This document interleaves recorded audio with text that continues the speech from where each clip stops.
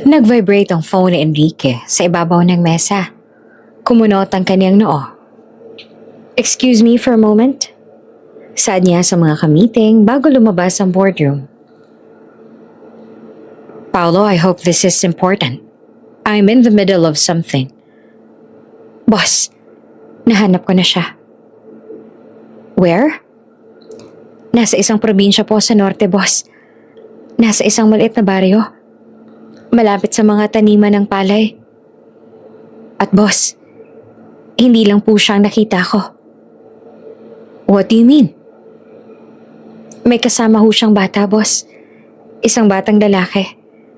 Mga 4 na taong gulang na siguro. At boss, kamukhang kamukha ninyo. Hindi po ako pwedeng magkamali. Anak niyo siya." "Anong ginagawa niya doon? Is she okay?" "Boss, nakita ko siya. Nagbibilad ng palay. Tagabilad lang siya ng palay rito, boss. At mukhang mahirap ang kalagayan nila kumpara sa buhay niya sa Maynila.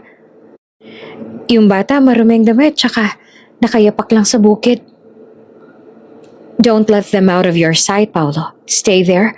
Magpadala ka ng GPS coordinates ngayon din." "Opo, boss. Pero mukhang nakilala niya ako. Baka magtago ulit sila." "Then follow them secretly. Do not approach her again. I will be there." Pagkababa ng cellphone, bumalik si Enrique sa boardroom pero hindi para ituloy ang meeting. "The meeting is adjourned. All of you. Out." But sir, we were just about to sign." "I said out." Sigaw ni Enrique na ikinagulat ng lahat. Nang makaalis ang lahat, tinawagan niya ang kanyang private pilot. "Ready the helicopter. I don't care about the flight plan. Get the permits later. We're flying to the north. Now."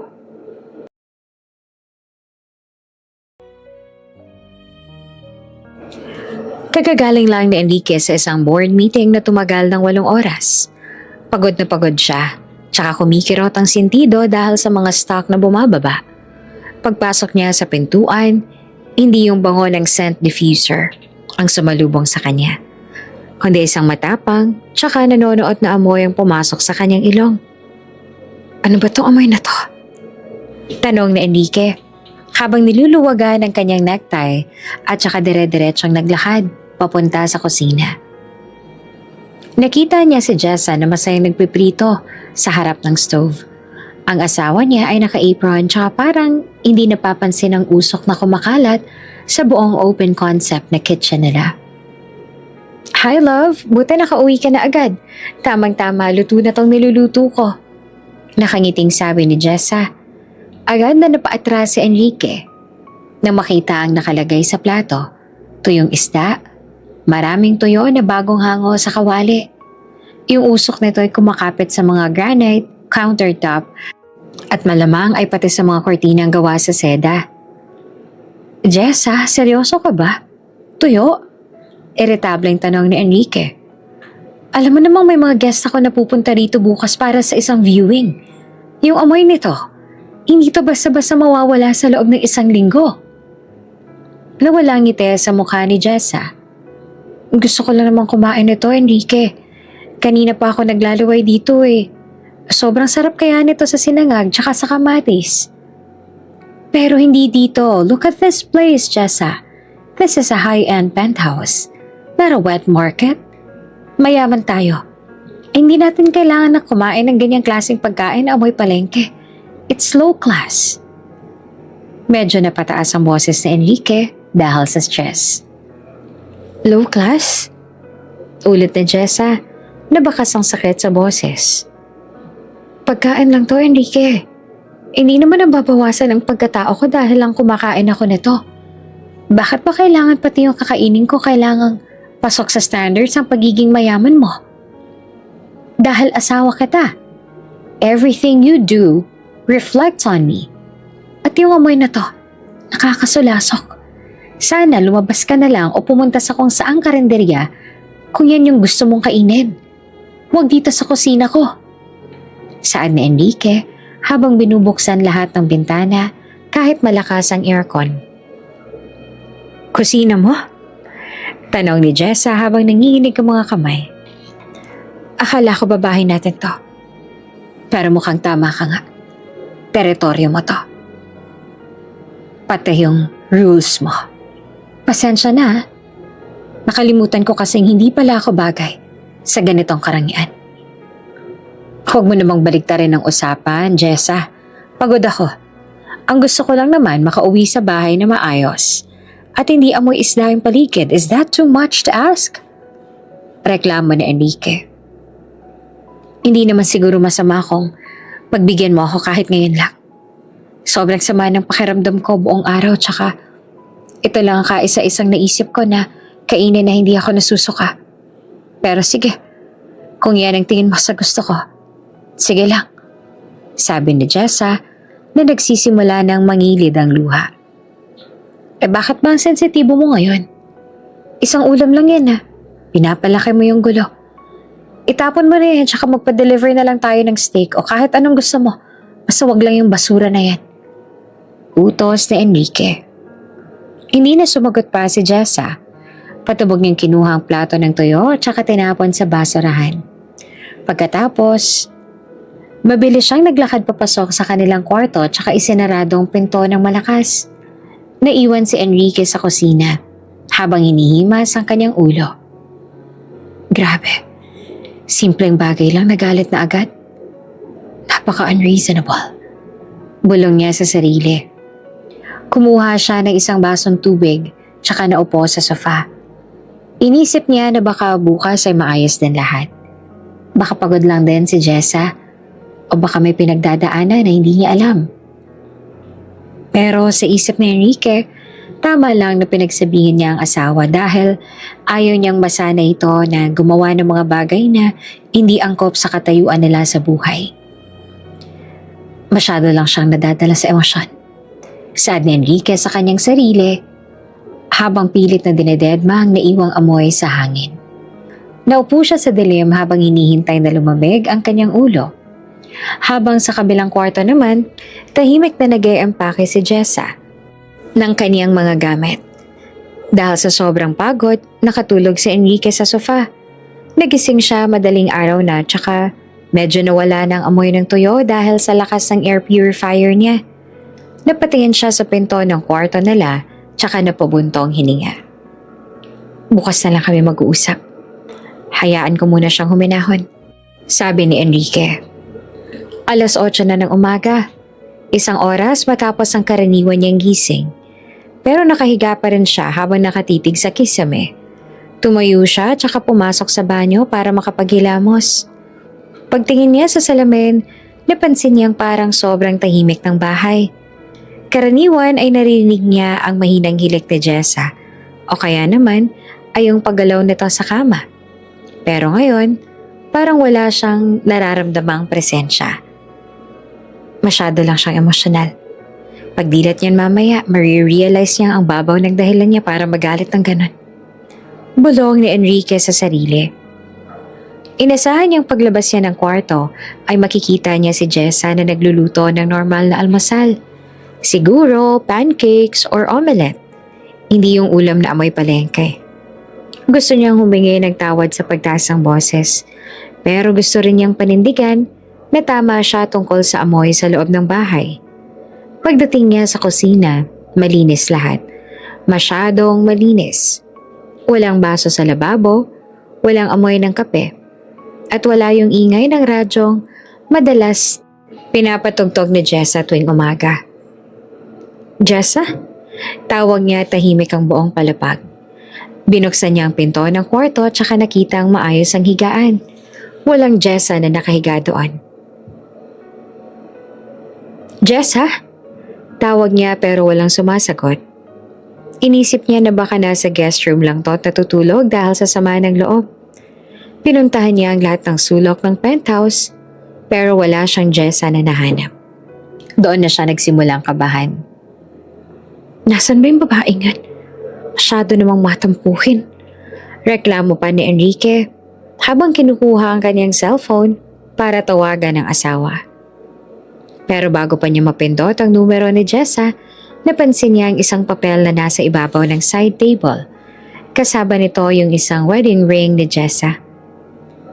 Kung hindi mo matanggap ang amoy ng ulam ko, siguro hindi mo rin matatanggap ang totoong ako. Ayoko na makipagtalo, Enrique. Suko na ako. Basa ni Enrique sa sulat. Hindi siya makapaniwala. Dahil lang sa tuyo? Dahil lang sa amoy ng isda, maglalayas ang asawa niya? Babalik yan. Magpapalamig lang siguro sa mga kaibigan niya. Paninigurado ni Enrique sa sarili.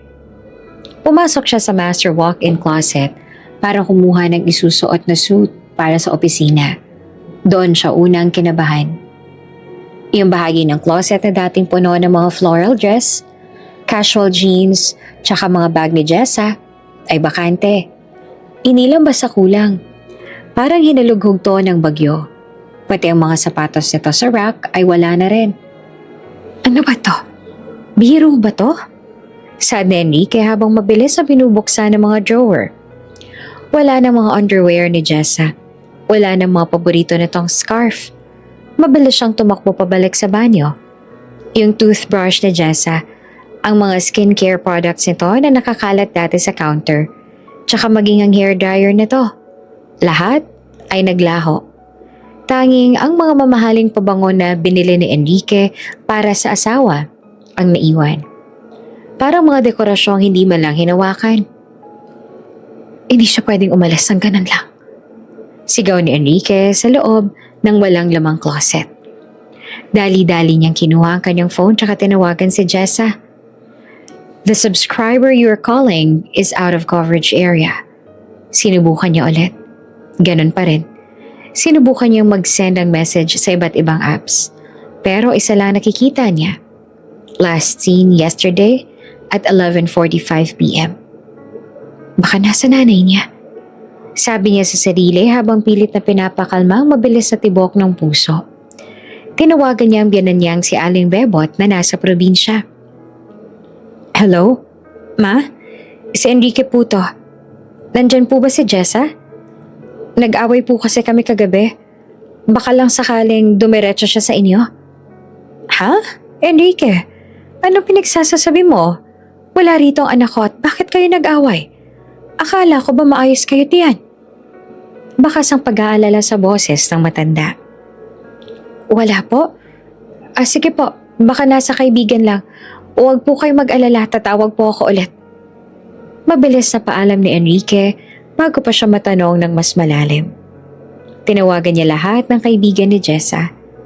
Si Maria Juana, si Sasha, si Grace, lahat sila ay iisang sagot. Hindi nila alam kung nasaan si Jessa, tsaka nagtataka rin sila kung bakit siya nagtatanong. Hindi ba kayo magkasama? Sabi niya sa group chat kagabi matutulog na siya kasi masama ang pakiramdam niya. Sabi ni Sasha sa kabilang linya. Nag-away kami. Kung sakaling mag-message siya sa inyo, sabihin niyo bumalik na siya rito. Masyado siyang nagiging isip bata. Seryosong utos na Enrique. Enrique kasi baka naman sumusobra ka na. Alam mo namang mababaw si Jessa pero kapag napuno yan, abay talagang aalis yan. Paalala ni Sasha. Pero binabaan na siya ni Enrique ng telepono. Lumipas ang buong araw sa opisina na wala sa sarili si Enrique. Sa bawat pagbukas ng pinto ng kaniyang executive suite, umaasa siyang ang secretary niya ay magsasabing, Sir, andito na po si Ma'am Jessa. Pero hanggang gumabi, walang dumating. Umuwi siya sa penthouse sa umaasang nandun ang asawa, na marahil ay nagpapalamig lang sa mall o di kaya kung saan mang spa. Pero wala. Walang pagkain sa mesa. Walang asawang sasalubong sa kanya para kunin yung briefcase niya. Seryoso talaga siya. Saad ni Enrique habang naupo sa sofa kung saan siya natulog kagabi. Binuksan niya ang CCTV ng building sa kanyang laptop. Nakita niya ang footage kagabi. Bandang 12:00 na madaling araw, lumabas si Jessa ng elevator bitbit ang dalawang malalaking maleta. Nakasuot ng jacket tsaka sombrero na parang ayaw makilala. Sumakay sa isang taxi na naghihintay sa labas. Saan ka pupunta, Jessa? Wala kang pera. Wala kang kahit ano kundi ako. Bulong ni Enrique. Sa isip niya, babalik din si Jessa kapag naubos ang laman ng ATM card nito. Alam niyang may limit ang credit card na hawak nito. Tsaka madali niya matatrack kung saan ito gagamitin. Pero kinabukasan, chinek niya ang bank account nila. Walang transaction. Ni isang piso walang nabawas. Nag-withdraw lang pala si Jessa ng sapat na cash bago siya umalis. Mga ilang libo lang na hindi sapat para mabuhay sa syudad ng matagal. Magtitiis yan sa hirap. Tapos babalik din yan. Hindi sanay si Jessa sa hirap na yan. Nasanay na siya sa marangyang buhay na binigay ko. Paniniguro na Enrique sa kanyang sarili. Lumipas ang isang linggo, naging 2. Ang 2 ay naging 1 buwan. Araw-araw chinecheck ni Enrique ang social media ni Jessa. Walang post, walang story. Parang bigla tong nilamon ng lupa. Kumuha na siya ng private investigator para hanapin ito. Pero kahit yung mga expert ay nahihirapan. Sir, parang sinadya talagang magtago. Nagpalit siya ng SIM card. Hindi niya ginagamit yung bank accounts niya. Tsaka yung taxi na sinakyan niya, iniwan lang siya sa isang bus terminal na maraming destinasyon. Ulat ng investigator sa kanya. I don't care. Magbabayad ako. Kahit na magkano. Hanapin niyo siya. Sigaw ni Enrique sa loob ng kanyang opisina. Hindi pwedeng mawala ang asawa ko ng ganun-ganun lang. Pinatay niya ang tawag sa private investigator niya bago bumaling sa sekretarya niya. I want you to find her. Use every resource we have. Check the airports, the bus terminals, everything. Opo, boss. Gagawin po namin lahat. Sagot naman ni Mark. Gabi-gabi kapag nasa penthouse siya, tinititigan niya ang kusina. Minsan parang naririnig pa niya ang tawa ni Jessa habang nagluluto. Naaalala niya kung paano to kuminang nung mga mata nung huli silang kumain sa labas. Tsaka kung paano to biglang nagbago nung huling gabi nila. Dahil lang ba sa tuyo? Tanong niya sa sarili habang hawak ang isang baso ng whiskey. Hindi niya matanggap na yung isang katulad niya na kayang bumili ng kumpanya. Tsaka magpatakbo ng libo-libong empleyado ay hindi kayang kontrole ng sarili niyang asawa. Para sa kanya, ang pag-alis si Jess ay isang sampal sa kanyang ego. Pero higit pa sa ego, may maliit na bahagi sa puso niya na nagsisimulang makaramdam ng pangungulila. Babalik ka rin, Jessa. Alam kong babalik ka. Sabi ni Enrique sa hangin. Lumipas ang 1 linggo pero walang balita. Si Enrique na dating laging focus sa trabaho ay nagsisimula ng mawala sa sarili. Hindi siya makakain ng maayos tsaka laging nakatingin sa pinto. Umaasang biglang papasok si Jessa tsaka magsusorry sa kanya. O kahit siya na yung magsorry basta bumalik lang to. Kasalanan ko ba talaga?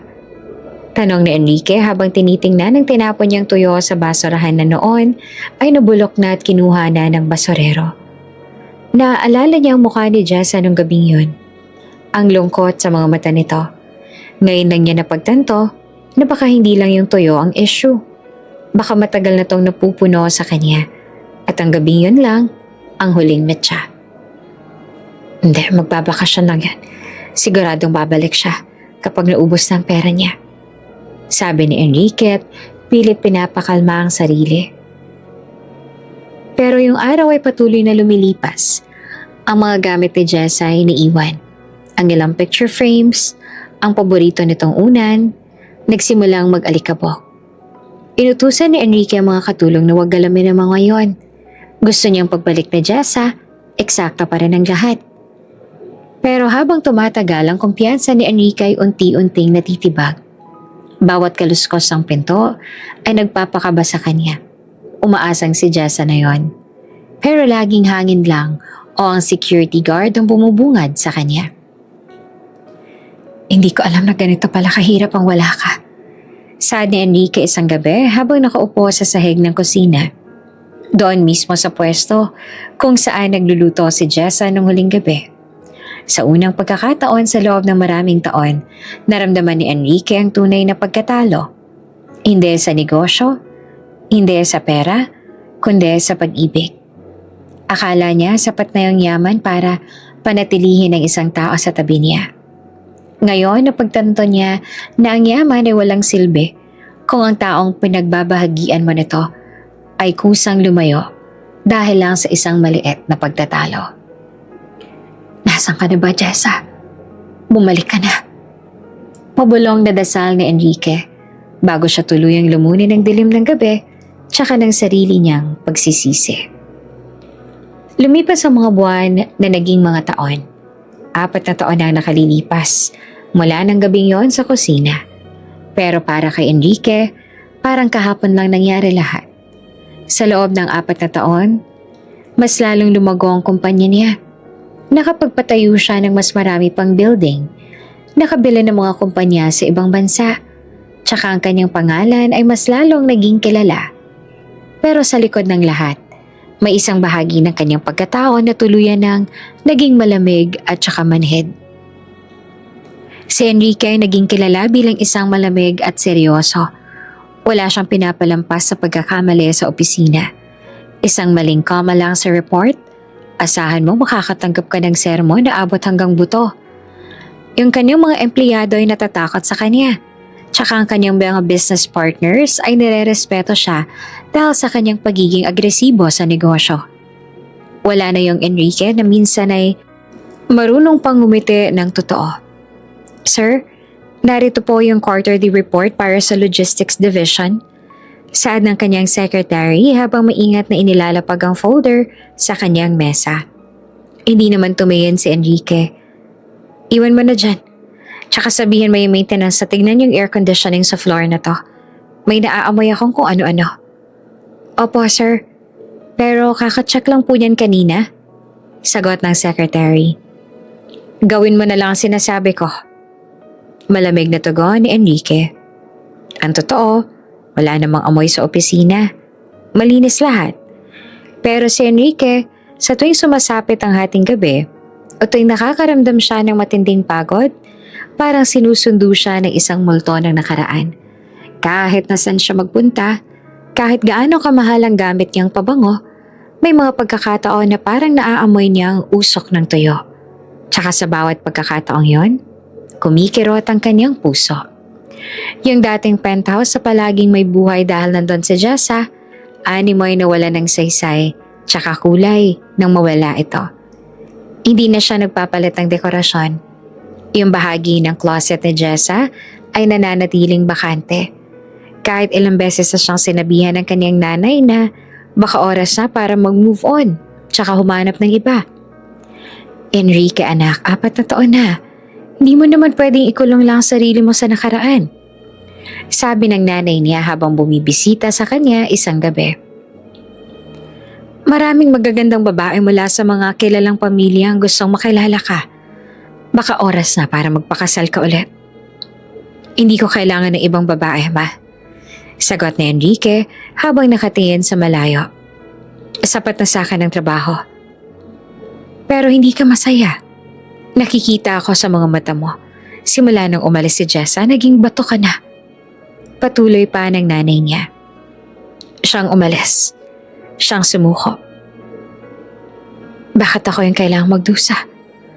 Matigas na sabi ni Enrique pero ang totoo ay alam niya sa loob-loob niya na siya ang nagtula kay Jessa palayo. Gabi-gabi, bago siya matulog, nauupo si Enrique sa harap ng kanyang bintana tsaka tinitingnan ng mga ilaw ng Maynila. Iniisip niya kung nasaan na si Jessa. Kumakain ba to ng maayos? May sabat ba tong kumot kapag malamig ang gabi? Galit pa rin ba to sa kanya? Sa loob ng 4 na taon, kumuha siya ng dose-dose ng mga investigator. Pero parang naging eksperto si Jessa sa pagtatago. Walang lead, walang balita, walang kahit anong paramdam. Minsan kapag dumadaan siya sa mga palengke o sa mga lugar na may karinderya habang nakasakay sa kotse niya, sinasadyang ibaba ni Enrique ang bintana. Hinahanap niya ang amoy na dati kinasusuklaman niya. Yung amoy ng tuyo. Sa tuwing malalanghap niya ang usok na yon mula sa malayo, hindi na siya nasusuka. Sa halip, ito na ang nagsisilbing koneksyon niya sa asawa niyang nawawala. Ito ang amoy na nagpapaalala sa kanya na sa kabila ng lahat ng kanyang yaman, may isang bagay siyang hindi kayang mabili. Ang kapatawaran ni Jessa. Mali ako. Bulong niya sa sarili habang hinahawakan ng kanyang wedding ring na nakatago sa drawer ng kanyang desk. Mali ako na hindi ko siya pinakinggan. Naging routine na ni Enrique ang paka-workaholic. Alas 5 ng umaga nasa gym na siya. Alas 7 nasa opisina. Tsaka madalas ay alas 12 na ng gabi kung umuwi. Ayaw niyang bigyan ng pagkakataon ng isip niya na mag-isip tungkol sa lungkot. Pero kahit gaano siya ka-busy, ang alaala ni Jessa ay laging nandoon. Naaalala niya kung paano to tumawa, kung paano to maglambing kapag pagod siya, tsaka kung paano to naging masaya sa mga simpleng bagay. Mga bagay na dati ay minamata niya. Isang araw, habang may kausap na kliyente sa isang restaurant, may nakita siyang isang pamilya sa kabilang table. Ang ama ay masayang pinagsisilbihan ng asawa tsaka ang kanilang maliit na anak. Nakita ni Enrique yung simpleng saya sa kanilang mga mukha. Walang suot na relo ang lalaki, tsaka ang babae naman ay walang designer bag. Pero ang kanilang tawanan ay parang mas mahalaga pa sa lahat ng assets na meron siya. Biglang naramdaman ni Enrique ang isang matinding inggit. Inggit na hindi niya inakalang mararamdaman niya. Meron naman siya ng lahat. Private jet, mga sasakyan, mansyon, pero wala siyang makausap pag-uwi. Wala siyang yayakapin pagkatapos ng isang mahabang araw. Ang tanging kasama niya lang ay ang tahimik niyang penthouse tsaka ang paulit-ulit na pagsisisi ng kanyang isipan. Sir Enrique, are you okay? Tanong ng kliyente nang mapansing natigilan siya. Bumalik sa realidad si Enrique. Yes, I'm fine. As I was saying, the deal will proceed as planned. Pero sa loob-loob niya, gusto niya nang tumayo tsaka umalis. Gusto niyang sumigaw. Gusto niyang hanapin si Jess at tsaka sabihin, kahit araw-araw tayong kumain ng tuyo, basta bumalik ka lang. Pero ang kanyang pride, kahit na nabawasan na, ay nandun pa rin. Tsaka yung mas malaking problema, hindi niya alam kung saan siya magsisimula. Lumipas ang mga linggo, tsaka si Enrique unti-unti nang nawala ng pag-asa. Iniisip niya na baka nasa ibang bansa na si Jessa o baka may kasama na tong iba. Yung ideya na si Jessa ay may kayakap na ibang lalaki, nagpapakulo ng kanyang dugo. Pero wala siyang magagawa. Kasalanan niya lahat. Siya ang naging mayabang at malamig. Tsaka ngayon, ang lamig na yon ay bumabalik sa kanya ng 10 beses. Isang gabi, habang nag-iisa sa kanyang opisina, binuksan niya ang folder ng mga lumang investigasyon tungkol kay Jessa. Tinitigan niya ang huling picture nito na kuha sa isang CCTV sa bus terminal. Payat si Jessa noon. At saka mukhang pagod. Bakit hindi niya napansin na may kakaiba sa asawa niya? Bakit naging napaka-insensitive niya? Nasaan ka na ba talaga, Jessa? Saad ni Enrique habang hinahaplos ang monitor ng laptop. 4 na taon na. Maawa ka naman sa akin, oh.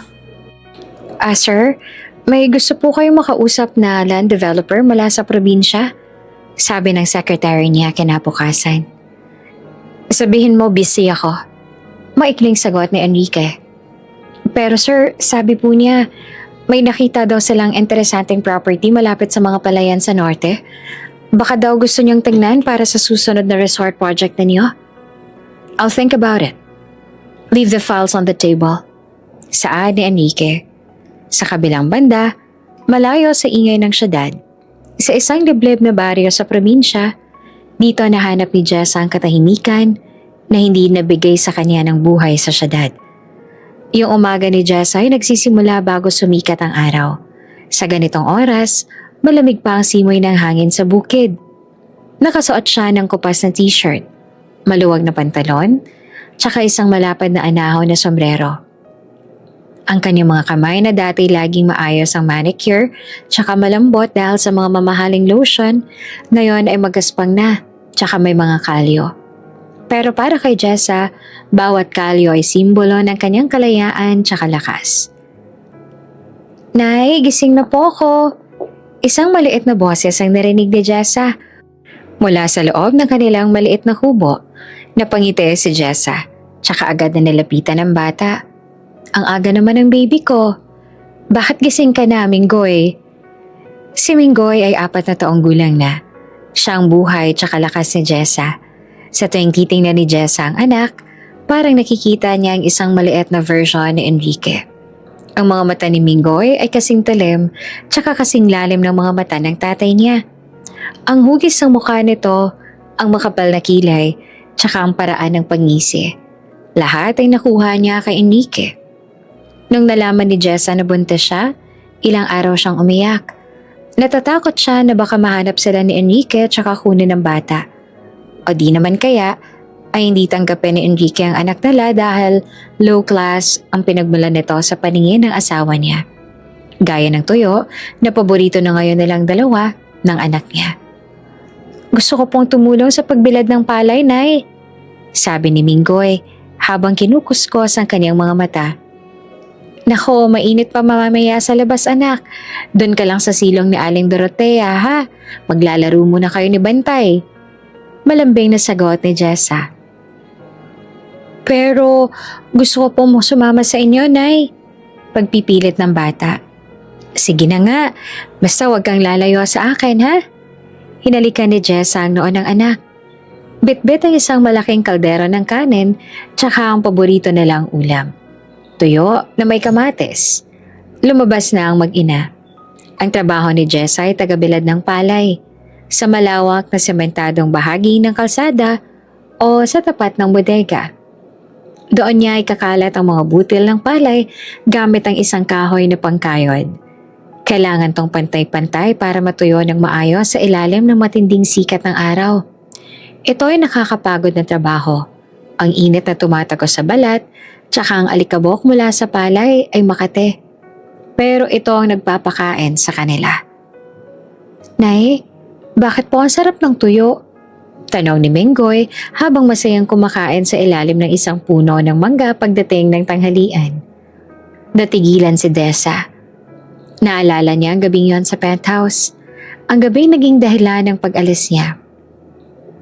Kasi anak, ang tuyo, pagkain ng mga taong marunong magpahalaga sa simpleng buhay. Masarap to kasi pinagsikapan natin kitain ng pambili nito. Sabi po ni Tatang, yung tuyo daw po paborito rin ng mga hari. Sabi ni Minggoy na may halong pagbibida. Natawa ng mahina si Jessa. Siguro nga, Minggoy. Siguro nga. Sa loob ng 4 na taon, itinago ni Jessa ang katotohanan tungkol sa ama ni Minggoy. Para sa bata, ang tatay niya ay isang bayani na nasa malayo tsaka nagtatrabaho. Ayaw ni Jessa na lumaki si Minggoy na may galit sa puso. Pero ayaw rin niyang malaman ni Enrique ang tungkol sa anak nila. Natatakot siya sa kapangyarihan ni Enrique. Alam niyang sa isang iglap lang, kayang baligtarin ng lalaki ang mundo para makuha ang gusto nito. Tsaka sa ngayon, si Minggoy ang tanging kayamanan na ayaw niyang mawala. Jessa, alika mo na rito, may bagong dating na sako ng palay. Sigaw ng kanyang kasamahan sa trabaho. Sandali lang po. Tugon naman ni Jessa. Minggoy, dyan ka lang ha, huwag kang aalis sa lilim. Tumakbo si Jessa pabalik sa sementadong belaran. Yung araw ay nasa rurok na ng init. Ramdam niya ang pawis na umaagos sa kanyang likod. Ang kanyang balat ay sunog na sa araw. Malayo sa maputi at saka makinis na kutis niya noon sa syudad.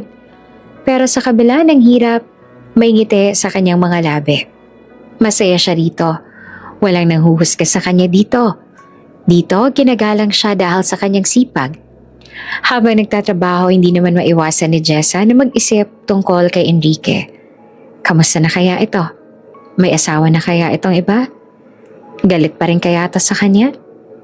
Minsan kapag nakakakita siya ng mga sasakyan na dumadaan sa highway, malapit sa baryo nila, bigla siyang kinakabahan.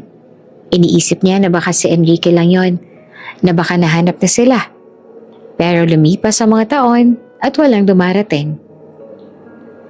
Siguro, nakalimutan niya na ako. Bulong ni Jessa sa sarili. Mayaman siya. Marami siyang pwedeng ipalit sa akin. Isang utos lang niya. Libo-libong babae ang lalapit sa kanya. May kurot sa puso ni Jessa sa isiping yon. Pero pinapawi niya agad ito. Ang mahalaga sa kanya ngayon ay ang kinabukasan ni Minggoy. Gusto niya makapagtapos ng pag-aaral ang anak kahit na nagbibilad lang siya ng palay. Gusto niyang lumaki si Minggoy na may mabuting puso. Hindi katulad ng kanyang ama na minsan ay naging bulag dahil sa yaman. Nay, tingnan niyo po. Ang dami ko pong nakuha na bato sa palay. Pagmamalaki ni Minggoy habang pinapakita ang kanyang maliit na palad na puno ng maliliit na bato. Ang galing naman ng anak ko. Puri pa ni Jessa. Sa bawat kilos ni Minggoy, lalong lumilitaw ang pagkakahawig nito kay Enrique. Ang paraan ng pagtindig nito, ang pagiging seryoso kapag may ginagawa, tsaka ang talino sa murang edad. Minsan, natatakot si Jessa na baka balang araw ay hanapin ni Minggoy ang tatay niya. Pero paano niya ipapaliwanag sa bata ang tungkol sa tatay niya? Pagdating ng hapon, pagod na pagod si Jessa. Ang kanyang mga binte ay nangangatal sa sobrang pagtayo tsaka paglalakad sa ilalim ng araw. Inayos niya ang mga natuyong palay tsaka nilagay sa mga sako. Pagkatapos ng trabaho, kinuha niya ang kanyang sweldo para sa araw na yon. Isang maliit na halaga pero sapat na para sa kanilang hapunan. Tara na, Minggoy, uwi na tayo. Magluluto pa si nanay ng paborito mo. Yaya ni Jessa. Tuyo po ulit, Nay? Tanong ng bata na may kislap sa mga mata. Oo, tuyo ulit. Pero lalagyan natin ng maraming itlog ngayon kasi marami tayong natapos na palay. Nakangiting sabi ni Jessa. Naglakad ang mag-ina pa uwi sa kanilang kubo habang ang langit ay nagkukulay kahel dahil sa paglubog ng araw. Sa malayo, makikita ang mga bundok tsaka ang malawak na taniman. Ito ang buhay na pinili ni Jessa. Simple, mahirap, pero puno ng pagmamahal. Walang penthouse, walang yaman, pero may kapayapaan. Habang nagluluto si Jessa ng tuyo sa kanilang maliit na kalan, ang usok nito ay humahalo sa hangin ng probinsya. Sana na'y laging ganito, masaya tayo, sabi ni Minggoy habang kumakain sila sa sahig ng kanilang kubo. Lagi tayong magiging masaya, anak. Pangako ni nanay yan. Tugon ni Jessa. Yung umaga sa baryo ay laging napupuno ng mga talaok ng manok, mga huni ng mga ibon, tsaka mga kalansing ng mga gamit sa kusina ni Aling Dorothea sa kabilang kubo. Pero para kay Minggoy, ang pinakapaborito niyang tunog ay yung tunog ng mga butil ng palay na inihulog sa semento. Si Minggoy ay hindi basta ordinaryong bata lamang. Sa edad na 4 na taon, kapansin-pansin ang katalinuhan niya. Habang ang ibang mga bata sa kanilang edad ay abala sa paglalaro ng putik, si Minggoy naman ay madalas makitang nakaupo sa tabi ni Jessa habang pinapanood ang bawat galaw nito. Inoobserbahan niya kung paanong kinakayod ng nanay niya ang palay para maging pantay ang pagkakatuyo nito. Minsan sinusubukan din niyang humawak ng maliit na kahoy para tumulong. Kahit na ang totoo, mas marami pa siyang nagugulong palay kesa sa naaayos. Minggoy, dahan-dahan lang, baka matisad ka dyan. Paalala ni Jessa habang pinupunasan ng pawis sa noo. Nay, tignan niyo, tuwid na yung guhit ng palay ko.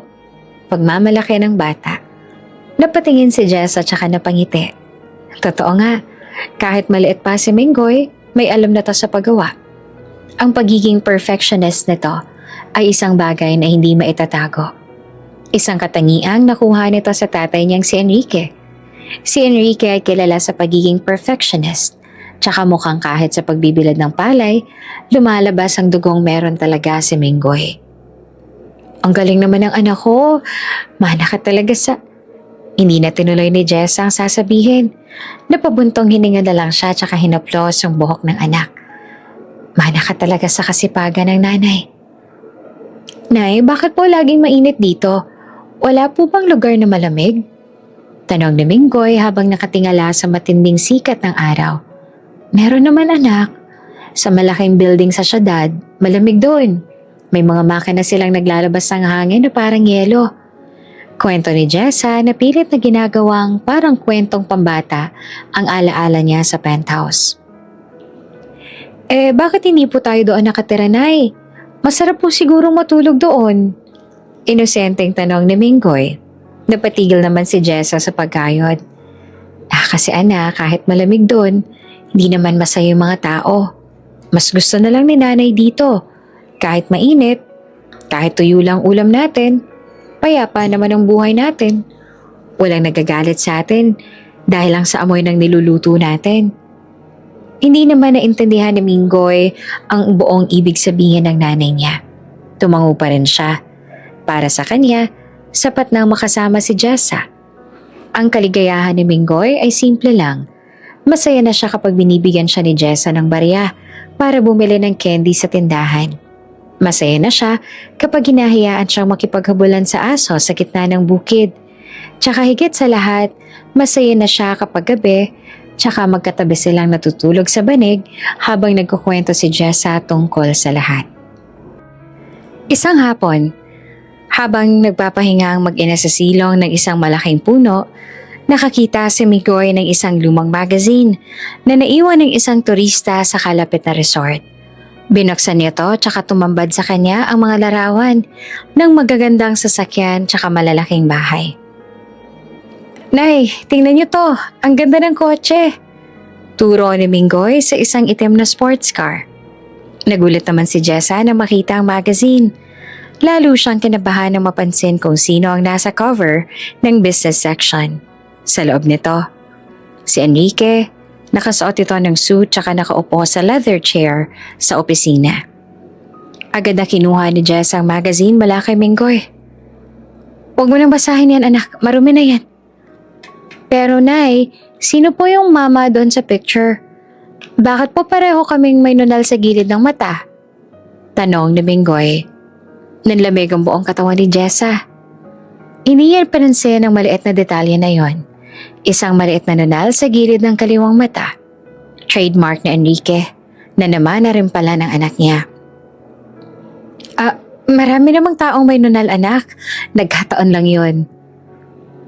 Pilit na biro ni Jessa habang tinatago ang magazine sa ilalim ng sako ng palay.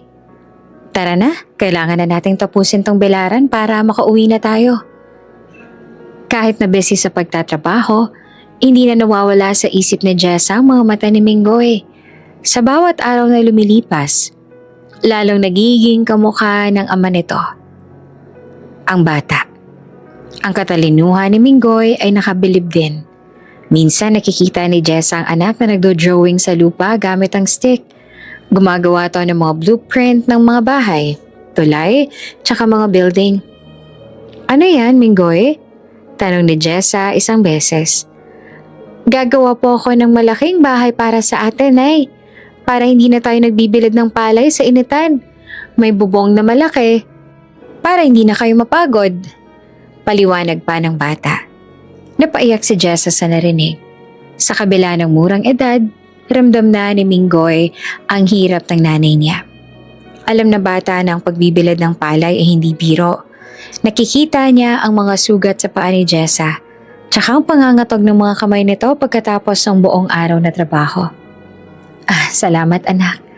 Ang bait talaga ng baby ko. Sabi ni Jessa habang yakap ang anak. Isang araw habang si Minggoy ay abalang nagbibilang ng mga sako ng palay sa bodega, isang itim namang sasakyan na huminto mula sa malayo. Mula sa loob nito, isang lalaking may hawak na kamera ang kumuha ng litrato ng paligid. Si Paolo. Isang pinagkakatiwalaang tauhan ni Enrique. Hindi siya bodyguard o driver. Siya ay isang property scout. Ang trabaho niya ay maghanap ng mga lupang may potensyal na gawing resort o industrial park. Noong araw na yon, napadpad siya sa liblib na bahaging to ng probinsya dahil sa utos ni Enrique na maghanap ng tahimik tsaka isolated na property. Bitbit ang kanyang kamera at saka mga papeles, nilakad niya ang paligid ng mga palayan nang mapansin niya ang isang bilaran ng palay.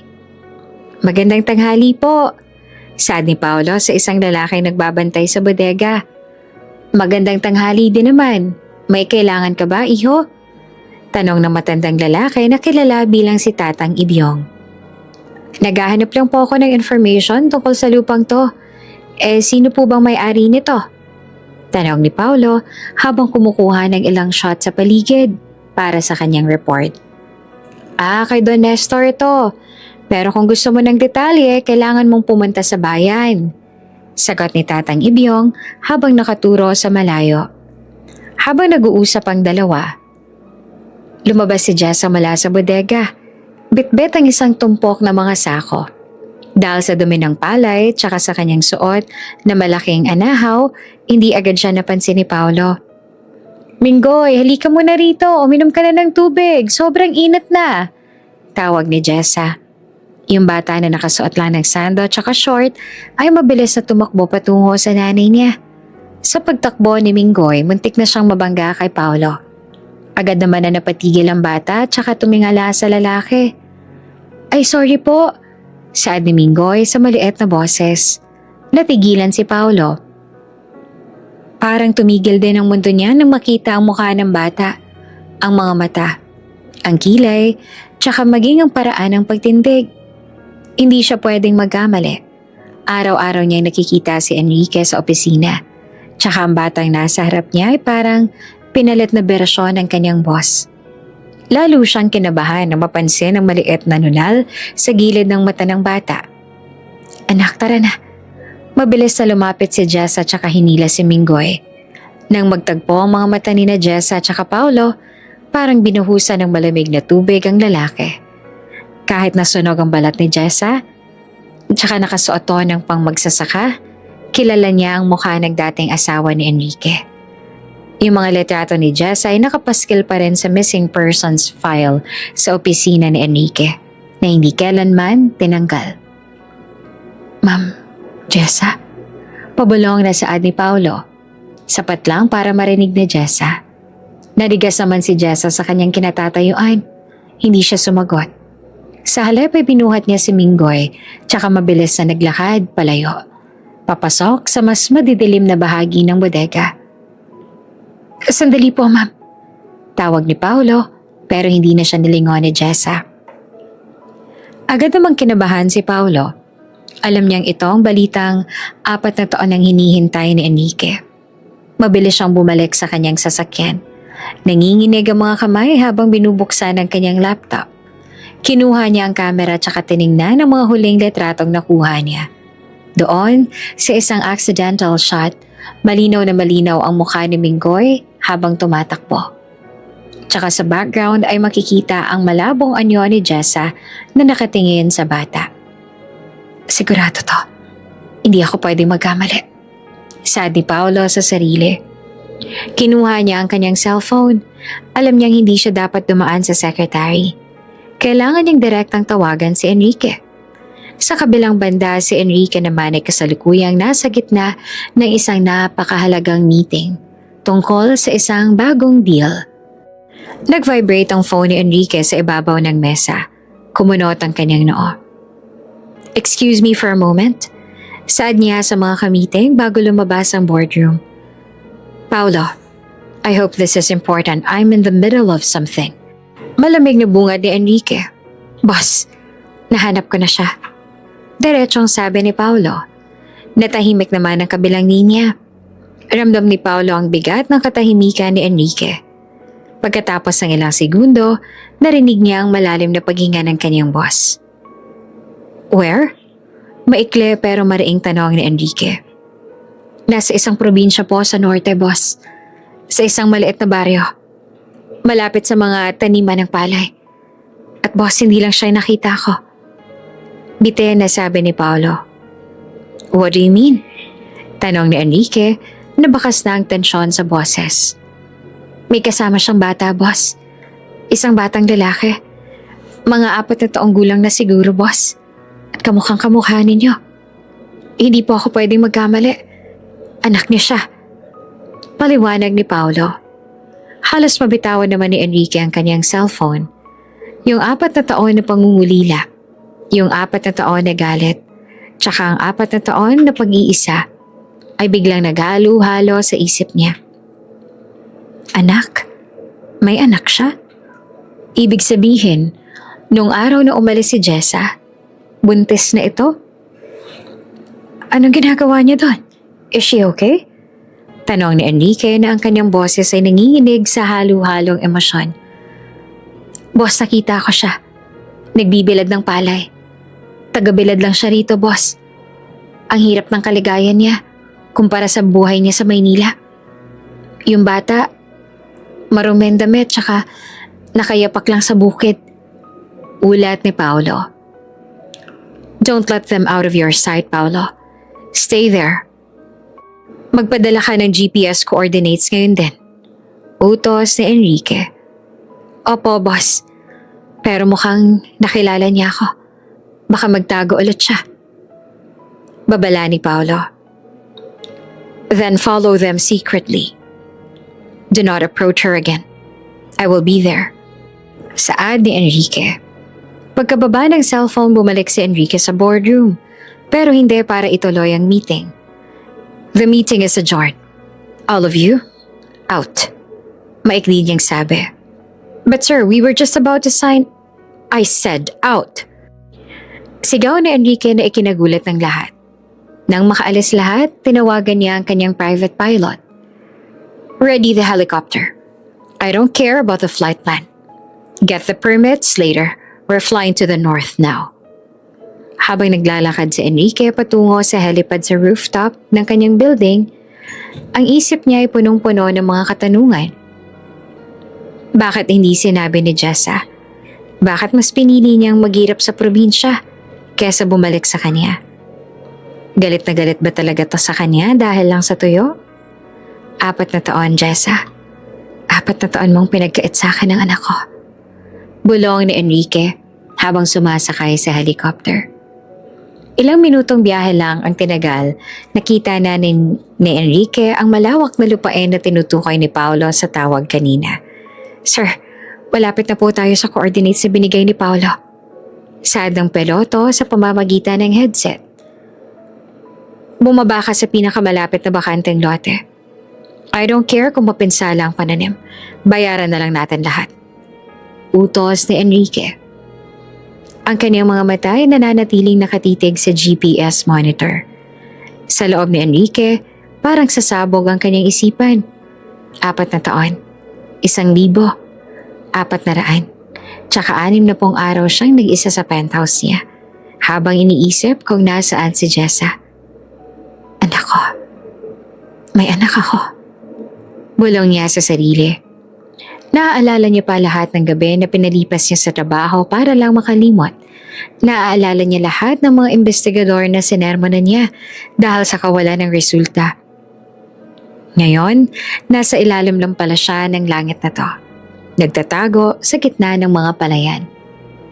Namumuhay ng simple habang siya'y nalulunod sa yaman na walang saysay.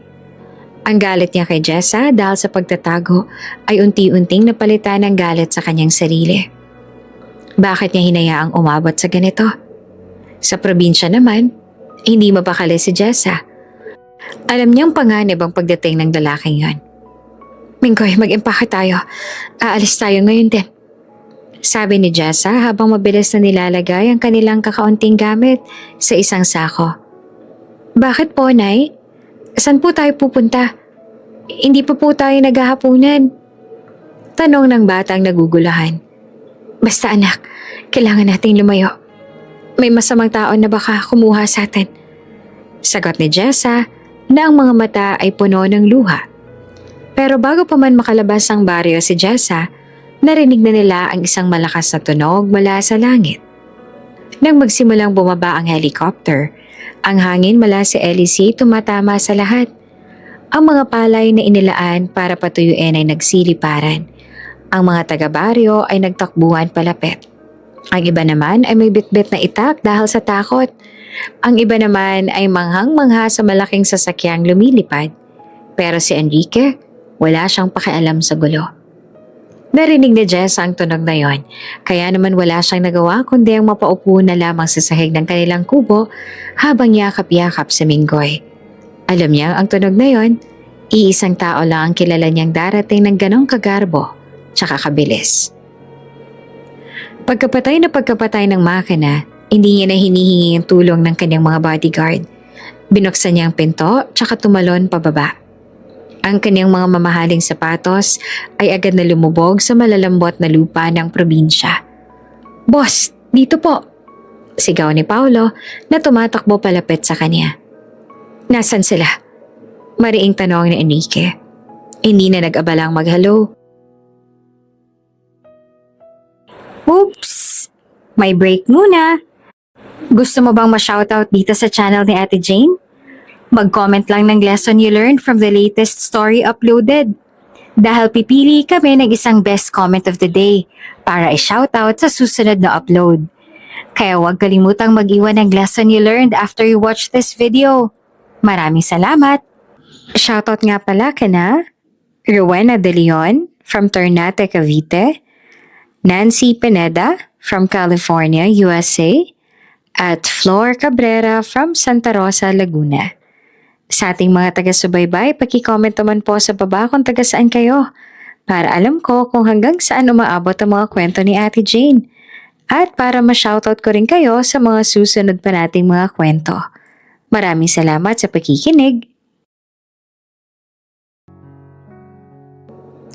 Nasa loob po ng kubong yon, boss. Nakita ko silang pumasok kanina nung marinig nilang helicopter. Mukhang balak pa nilang mag-impake tsaka tumakas ulit.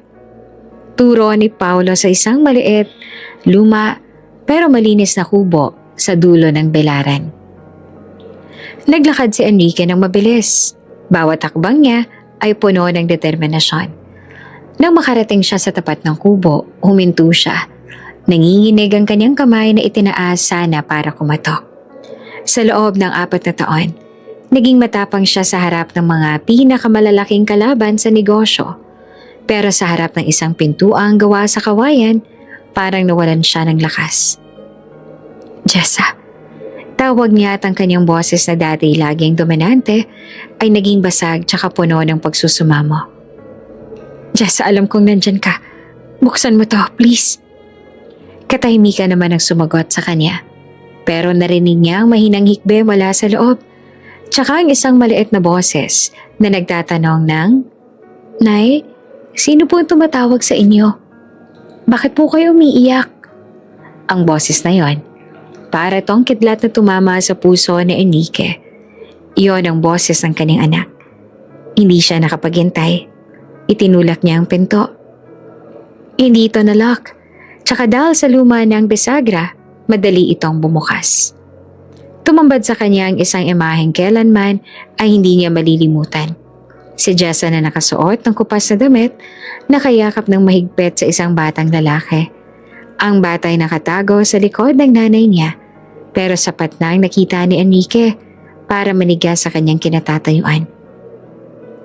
Yung bata ay may mga matang eksaktong katulad ng sa kanya. Matalim, matalino, tsaka puno ng kuryosidad. Tsaka ang nunal sa gilid ng mata. Wala nang duda. "Enrique," bulong na Jessa na ang luhay tuloy-tuloy nang umaagos sa kanyang pisngi. "Bakit ka andito? Paano mo kami nahanap?" "Bakit hindi mo sinabi, Jessa?" Tanong naman ni Enrique na ang kanyang paningin ay nakatutok lang sa bata. 4 na taon. 4 na taon mong pinagkait sa akin ng anak ko. Bakit kailangan dito kayo tumira? Sa ganitong lugar? Nagbibilad ng palay? Dahil dito kami ligtas." Sigaw ni Jessa habang pilit na pinapatayo si Minggoy. "Dahil dito, walang nanlalait sa amin. Walang nagsasabing low class ang gusto namin kainin. Dito, Enrique, tao kami. Hindi kami extension ng image mo." Hindi naman nakasagot si Enrique. Bawat salita ni Jessa ay parang sampal sa kanya. Tiningnan niya ang paligid ng kubo. Isang maliit na mesa, isang banig sa sulok, tsaka isang tumpok ng tuyo sa isang plato. Dahan-dahang lumapit si Enrique pero agad na humarang si Jessa. "Huwag kang lalapit. Huwag mong kukunin ang anak ko." "Hindi ko siya kukunin, Jessa." Mahinahong sabi ni Enrique habang dahan-dahang lumuluhod para maging kapantay ng paningin ng bata. Gusto ko lang siyang makita. Si Minggoy ay dahan-dahan namang sumilip mula sa likod ni Jessa. Tiningnan niya ang lalaking nasa harap niya. Ang lalaking nakasuit, ang lalaking may helicopter, ang lalaking kamukhang kamukha niya sa magazine na nakita niya. "Kayo po ba si tatay?" Tanong ni Minggoy sa isang inosenteng tono. Parang huminto ang oras para kay Enrique. Hindi siya nakapagsalita agad. "Oo, anak." Sa wakas ay nasabi ni Enrique, habang ang mga luha na 4 na taon niyang pinigilan ay nagsimulang pumatak. "Ako ang tatay mo." Lumipas ang ilang minuto ng katahimikan sa loob ng kubo. Tanging iyon ang tunog lang ng hangin sa labas ang naririnig. 4 na taon ako naghintay, Jessa." Muling pagsisimula ni Enrique. 4 na taon ako naghanap. Akala ko nahanap ko na lahat ng success na gusto ko, pero nung narinig ko kay Paolo na may anak ako, nung malaman kong taga-bilad ka lang dito, hindi ko mapaliwanag ang sakit. Sakit? Natatawang sabi ni Jessa. Mas masakit yung iparamdam mo sa asawa mo na basura siya dahil lang sa ulam na gusto niya. Mas masakit ang malamang mas mahalaga sa iyo ang pangalan mo kesa sa nararamdaman ko. Alam ko at humihingi ako ng tawad sa lahat ng sinabi ko sa iyo noon, sabi ni Enrique. Lumabas muna si Jessa sa kubo para bigyan ng pagkakataon si Enrique na makasama si Minggoy. Habang siya naman ay nakaupo sa hagdan ng kawayan habang nakatingin sa helicopter na sumira sa katahimikan ng kanilang bukid. Sa loob, dahan-dahang hinawakan ni Enrique ang maliit na kamay ni Minggoy. Ang bata ay hindi natakot. Sa halip, hinawakan din ito ang kamay ng tatay niya. Nananatiling nakaluhod si Enrique sa harap ni Minggoy. Ang kanyang suit ay may mantsa na ng putik tsaka alikabok. Pero parang wala siyang pakialam. Ang kanyang mga mata ay hindi na maalis ang tingin sa bata. Hinawakan ni Minggoy ang necktie ni Enrique habang tinitingnan ang tela nito na hindi niya kailanman nahawakan sa buong buhay niya. "Bakit po kayo umiiyak, tatay?" Tanong ni Minggoy. Pinunasan ni Enrique ang kanyang mga mata gamit ang likod ng kanyang palad. "Umiiyak ako kasi masaya ako, anak. Masaya ako kasi nahanap ko na kayo ng nanay mo." Tumayo si Jessa mula sa hagdanan, tsaka pumasok muli sa loob. Ang kanyang muka ay matigas habang pilit na tinatago ang takot na nararamdaman. "Enrique, tama na yan. Nakita mo na siya. Alam mo ng totoo. Ngayon, pwede ka na bang umalis? Gugulahin mo lang naman ang buhay namin dito eh." Tumingin si Enrique kay Jessa, tsaka sa unang pagkakataon, nakita ni Jessa ang pagsuko sa mga mata ng kaniyang asawa. "Hindi ako aalis nang wala kayo, Jessa. Hindi ko nahahayaang lumipas ang isa pang araw na hindi ko kayo kasama. At ano, dadalhin mo kami sa penthouse mo para laitin mo ulit?" Asik ni Jessa. "Tingnan mo ang sarili mo, Enrique. Tingnan mo ang paligid mo. Hindi kami bagay sa mundo mo. Si Minggoy, lumaki siya sa putikan, sa initan, tsaka sa amoy ng tuyo. Sa tingin mo ba matatanggap mo yun?" "Jessa, nagbago na ako," mahinang sabi ni Enrique. "Yung mga kataong katulad mo, hindi nagbabago sa loob ng 4 na taon. Sagot ni Jessa. "Ang yaman mo, yung pride mo, yan ang buhay mo. Kami? Kami lang yung low class na asawa tsaka anak na ikinakahiya mo." Bago pa makasagot si Enrique, may isang matandang lalaki na lumapit sa pinto ng kubo. Si Tatang Ibyong, ang matandang nagbabantay sa bodega. "Jessa, ayos lang ba kayo rito? Sino ba tong mga taong to na nagdala ng malaking ibon sa bilaran?" "Ayos lang po, Tatang. Asawa ko po siya." Maikling sagot ni Jessa na ikinagulat ni Tatang Ibyong.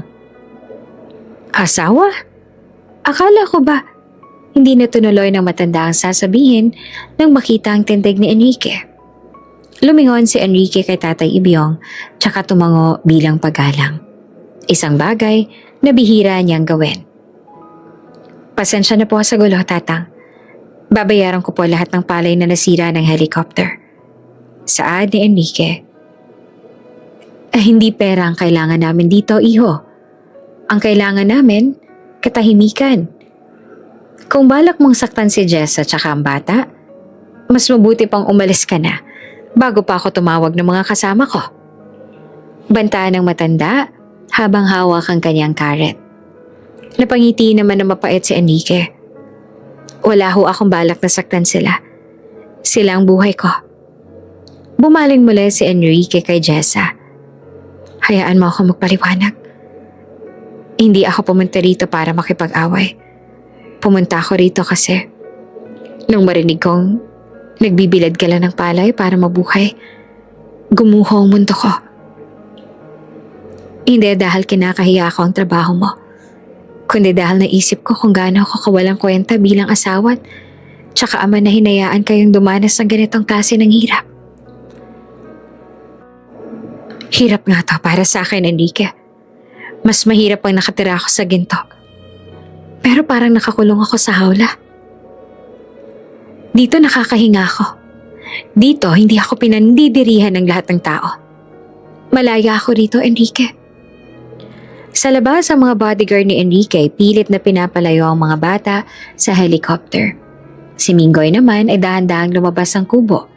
Bitbit ang kanyang paboritong laruang gawa sa lata ng sardinas. Pinanood ni Enrique ang anak habang naglalakad patungo sa helicopter. Nakita niyang pagkakaiba ng kanyang mundo sa mundo ni Mingoy. Ang kanyang anak ay masayang naglalaro sa gitna ng alikabok habang walang kamalay-malay na ang lalaking nasa loob ng kanilang kubo ay kayang bilhin ng buong bayan kung gustuhin man ito. Jessa, please mag-usap tayo ng maayos. Kahit para lang kay Mingoy. Pagsusumamo ni Enrique. Look at him. He deserves a better life. He deserves to go to the best schools. To have everything he needs. At yan na naman tayo sa better life mo. Iling de Jessa. Yung better life para sa'yo. Material na bagay. Yung better life para sa amin. Yung walang nanghuhusga sa amin. Si Mingoy. Masaya siya rito. Nakikita mo ba yung mga kalaro niya? Hindi niya kailangan ng gadgets para ngumiti. Pero kailangan niya ng ama. Giet ni Enrique. Natahimik si Jessa. Iyon ang katotohanan hindi niya maitatanggi. Sa loob ng 4 na taon, nakita niya kung paano maghanap si Mingoy ng isang tatay figure. Tuwing nakikita nito ang ibang bata na kinakalang ng kanilang mga ama, tumatahimik si Mingoy. Tsaka tumitingin sa malayo. 4 na taon siyang walang ama, Enrique. At naging maayos naman kami. Sabi ni Jessa pero halatang panginginig sa kanyang boses. Dahil matatag ka. Pero hindi mo naman kailangang maging mag-isa habang buhay. Sabi ni Enrique. Habang dahan-dahang hinahawakan ng balikat ni Jessa, sa pagkakataong to, hindi na umiwas si Jessa. Patawarin mo ako sa lahat ng kayabangan ko. Patawarin mo ako kung naging bulag ako sa tunay na mahalaga noon. Sa labas, biglang umulan.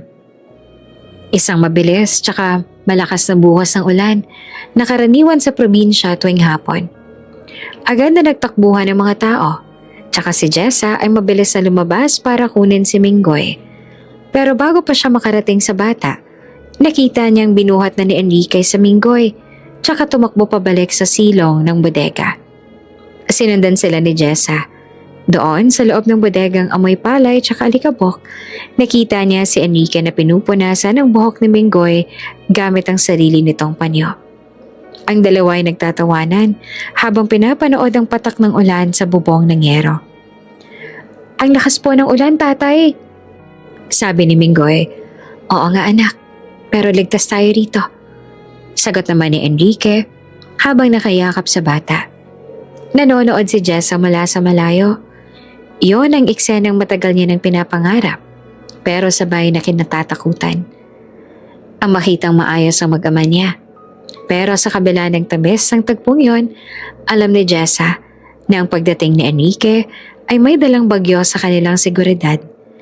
Natatakot siya na kapag sumama sila, baka muling bumalik ang lumang Enrique.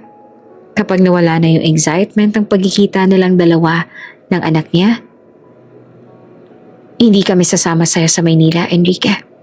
Sabi ni Jessa nang lumapit siya sa dalawa.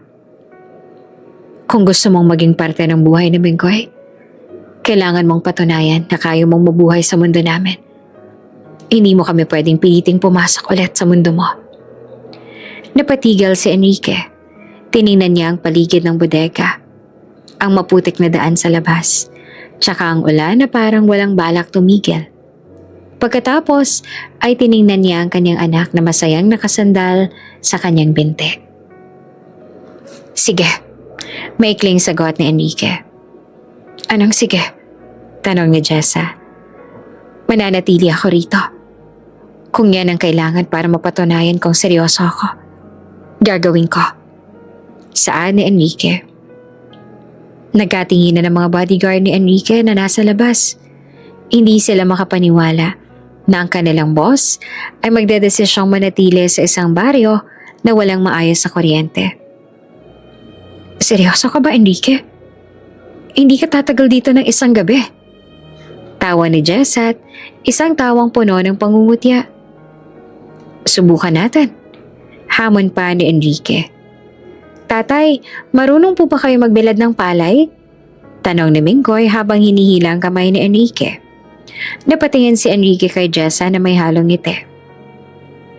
Hindi pa anak, pero mukhang may magaling na teacher na magtuturo sa akin.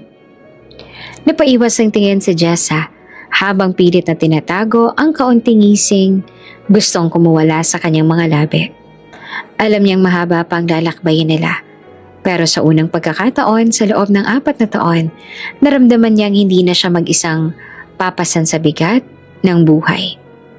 Nakaupo si Enrique sa isang tumpok ng mga bakanteng sako, habang si Minggoy naman ay abalang pinapakita sa kanya ang kanyang koleksyon ng mga makukulay na bato tsaka ang laruang gawa sa lata.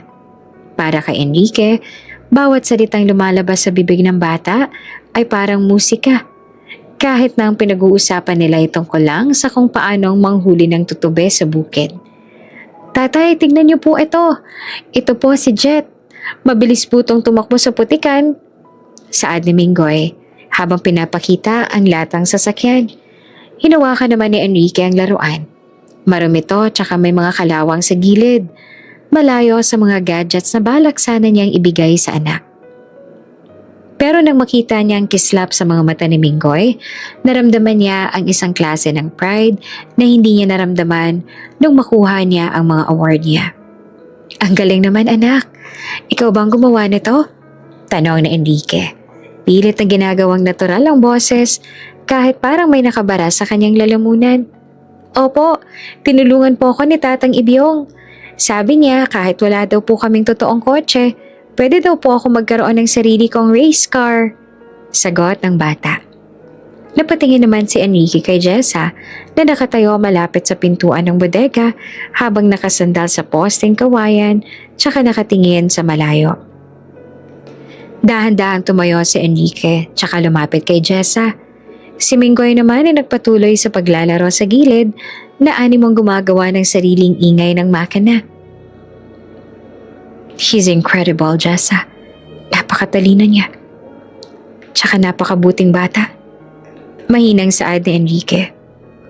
Pinalaki ko siya sa katotohanan, Enrique, na ang buhay, hindi tungkol sa kung anong meron ka, kundi sa kung sino ang kasama mo. Sagot naman ni Jessa nang hindi tumitingin sa kanya. 4 na taon ka siyang tinago kasi ayoko siyang lumaking katulad mo. Isang taong ang tingin sa mundo ay puro kompetisyon. At ang tingin sa mga tao, investment. Jessa, alam kong nagkamali ako.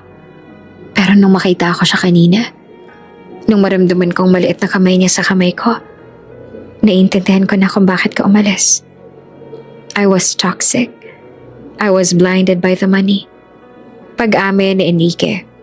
Humarap sa kanya si Jessa na ang mga mata ay animong nagagalit. Madaling sabihin yan ngayon kasi nandito ka sa gitna ng emosyon mo. Pero paano kapag bumalik tayo sa syudad? Paano kapag nakita mo yung mga ka-business partner mo? Ipapahiya mo ba kami dahil lang hindi kami marunong gumamit ng tamang kutsara at tenedor sa harap ng mga bisita mo? O dahil mas gusto ni Minggoy na maglaro sa lupa kesa sa iPad? Hindi mangyayari yon. Mariing sabi ni Enrique. Dahil hindi na ako babalik doon hanggat hindi ko kasama ang pamilya ko. Tsaka kung yung pamilya ko mas gustong manatili rito, mananatili rin ako rito. Huwag kang magpatawa, Enrique. Tingnan mo yung suit mo. Pambili na yan ng 1 ektaryang palayan. Sa tingin mo ba kaya mong matulog sa banig na may lamok? Sa tingin mo ba kaya mong maligo sa poso na malamig ang tubig? Hamon ni Jessa. Napatingin si Enrique sa kanyang suot. Tama si Jessa. Masyado siyang out of place sa paligid. Pero imbes na mainsulto, may naisip siyang paraan. Tinawag niya ang kanyang assistant na si Paulo na nakatayo sa labas ng bodega. Paulo, kunin mo yung mga gamit ko sa helicopter.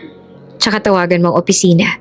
Sabihin mo I'm taking an indefinite leave of absence. I-cancel mo lahat ng meetings ko sa loob ng 1 buwan. Utos ni Enrique. Pero boss, yung signing ng contract sa Cebu bukas. I don't care about Cebu. I don't care about the contracts. Gawin mo ang sinasabi ko. Sigaw ni Enrique na sapat na para mapatigil si Minggoy sa paglalaro. Agad na lumapit si Enrique sa anak tsaka hinaplos ang ulo nito. Sorry anak, nag-uusap lang kami ni nanay. Bumalik ang tingin ni Enrique kay Jessa. Narinig mo yan? Mananatili ako rito. Susubukan ko ang buhay ninyo. Tsaka kapag napatunayan ko sa'yo na kaya kong tiisin ang init, ang lamok, tsaka ang amoy ng tuyo, sana bigyan mo ako ng pagkakataon na iuwi kayo. Hindi man sa penthouse ko, kundi sa isang bahay na tayong gagawa ng rules. Hindi na nakapagsalita si Jessa. Hindi niya inakala ang magagawa ni Enrique na iwan ang kumpanya niya para lang sa kanila. Sa loob ng 4 na taon, ang imahe ni Enrique sa isip niya ay isang lalaking hindi bibitaw sa kapangyarihan. Pero ang lalaking nasa harap niya ngayon ay parang handang hubarin ang lahat ng meron siya. Sige, hamon ni Jessa. Kung gusto mong manatili, manatili ka. Pero wala kang matatanggap na special treatment dito. Matutulog ka sa sahig. Gigising ka ng 4:00 na madaling araw para tumulong sa belaran. At higit sa lahat, kakain ka ng kung ano mang kinakain namin. Deal. Mabilis sa sagot ni Enrique. Nang tumigil ang ulan, lumabas na sila ng bodega. Ang hangin ay sariwa, tsaka amoy basang lupa. Si Minggoy ay masayang tumakbo patungo sa kanilang maliit na kubo, habang si Enrique naman ay sumunod sa likod. Bitbit ang kanyang briefcase tsaka ang suit jacket na isinampay na lang niya sa kanyang balikat. Pagdating sa kubo, dahan-dahang pumasok si Enrique. Maliit lang ang espasyo. Isang maliit na sala na nagsisilbi ring tulugan. Isang maliit na kusina sa gilid, tsaka isang banyo na sa labas pa makikita. Nang makita niya ang mga drawing ni Minggoy na nakadikit sa dingding na kawayan, naramdaman niya ang isang klase ng init sa puso na hindi kayang ibigay ng kung ano. Dito ka matutulog. Turo ni Jessa sa isang bahagi ng sahig na may nakalatag na manipis sa banig. Minggoy, kunin mo yung una ni tatay mo doon sa aparador. Opo, nanay. Masiglang sagot ng bata. Naupo si Enrique sa banig. Matigas to tsaka medyo makati sa balat. Pero hindi siya nagreklamo. Tumingin siya sa bintana tsaka nakita ang helicopter na unti-unti nang lumilipad palayo. Bitbit ang kanyang bodyguard tsaka si Paolo. Iniwan lang nila yung ilang perasong damit at maliban doon, wala na. Gabi na, magluluto na ako ng hapunan. Saad ni Jessa. Pumasok si Jessa sa kusina tsaka nagsimulang mag-asikaso. Maya-maya, ang pamilyar na amoy ay muling namutawi sa buong kubo. Ang amoy na naging dahilan ng kanilang paghihiwalay. 4 na taon na ang nakalilipas. Ang amoy ng pinipritong tuyo. Sinadya ni Jessa na lakasan ang apoy para mas lalong kumalat ang usok. Gusto niyang makita kung mandidiri ba ulit si Enrique.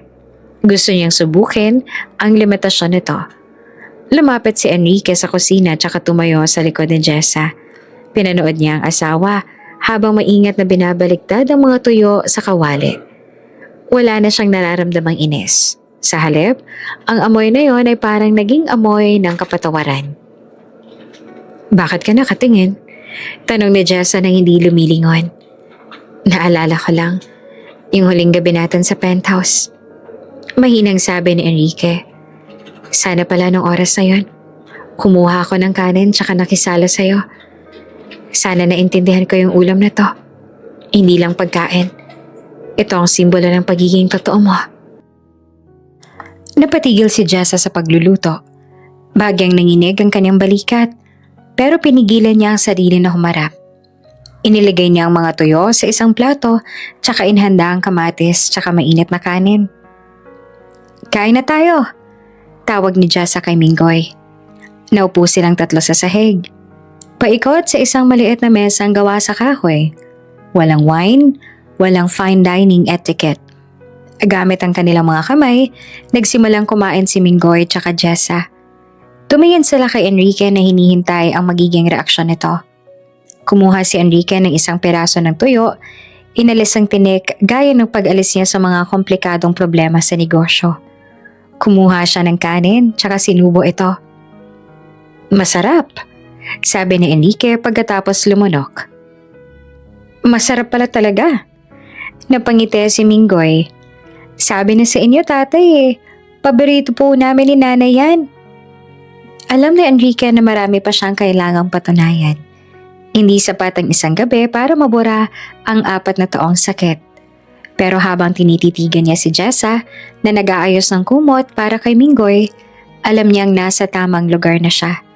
Kinabukasan, nagsimulang tumilaok ang manok, tsaka ang malamig na hangin ay sumisilip na sa mga siwang ng dingding na kawayan.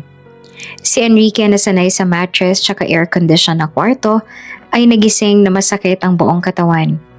Ang manipis sa banig ay hindi nakatulong sa kanyang likod, tsaka bawat galaw niya ay sinasabayan ng langit-ngit ng sahig. Dahan-dahan siyang bumangon tsaka nakitang wala na sa tabi niya si Minggoy. Ang kumot na ginamit ng bata ay maayos na nakatupi.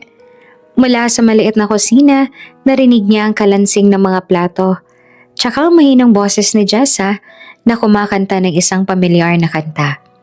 Paglabas niya, tumambad sa kanya ang isang eksenang hindi niya inakalang makikita sa totoong buhay. Ang kaniyang asawa, na dating laging naka-makeup tsaka naka-designer clothes, ay abalang nagluluto habang nakapusod ang buhok tsaka may pawis sa noo. Gising ka na pala, sabi ni Jessa nang hindi man lang tumitingin sa kanya. Magilamos ka na sa labas, may tabo tsaka balde doon sa tabi ng poso. Nasaan si Minggoy? Tanong ni Enrique habang kinukuskos ang kanyang mga mata. Nasa bilaran na. Maaga siyang kinuha ni Tatang Ibyong para tumulong bago tumirik ang araw. Sabi niya gusto raw niyang ipakita sa'yo kung gaano siya kabilis na magtrabaho. Sagot ni Jessa. Lumabas si Enrique at sinalubong ng nakakasilaw na sikat ng araw. Naglakad siya patungo sa poso at saka sinubukang magbomba ng tubig. Hindi ito madali. Kailangan ng tamang buwelo para lumabas ang tubig. Matapos ang ilang subok, nagawa rin niyang makapaghilamos. Ang lamig ng tubig ay nagbigay ng panandaliang ginhawa sa kanyang pagod na katawan. Pagbalik niya sa loob, nakahain na ang almusal. Katulad ng kagabi, tuyo na naman ang ulam. Pero ngayon ay may kasamang sinangag tsaka itlog na maalat. Naupo si Enrique sa tapat ni Jessa. Jessa, gusto kong mag-usap tayo. Yung totoong pag-uusap. Pagsisimula ni Enrique. Ibinaba ni Jessa ang kanyang baso ng kape. Anong gusto mong pag-usapan, Enrique? Ang tungkol ba sa kung paano mo kami nahanap? O ang tungkol sa kung kailan mo kami balak dalhin sa Maynila? Gusto kong malaman lahat. Bakit hindi mo sinabi sa akin na buntis ka bago ka umalis? Kung nalaman ko lang, hindi kita hahayaang lumakad palabas ng pinto. Sabi ni Enrique na ang kanyang boses ay puno ng pagsisisi. Natawa ng mahina si Jessa, isang tawang walang halong saya. At ano, mananatili ako doon dahil lang sa bata? Enrique, nung gabing nag-away tayo tungkol sa tuyo, Hindi lang yung ulam ang problema. Ang problema, yung unti-unting pagkawala ng pagkatao ko sa loob ng bahay mo. Nung gabing yun, naglilihi ako nun. Sobrang sama ng pakiramdam ko, tsaka ang tanging nagpapasaya lang sa akin ay yung amoy ng pagkain kinalakihan ko. Pero anong ginawa mo? Tinapon mo. Sinabihan mo pa akong low class. Kaya sa sandaling yun, naisip ko, kung sa simpleng ulam, ganyan ka nakalupit, paano pa kaya kapag lumaki ng anak natin?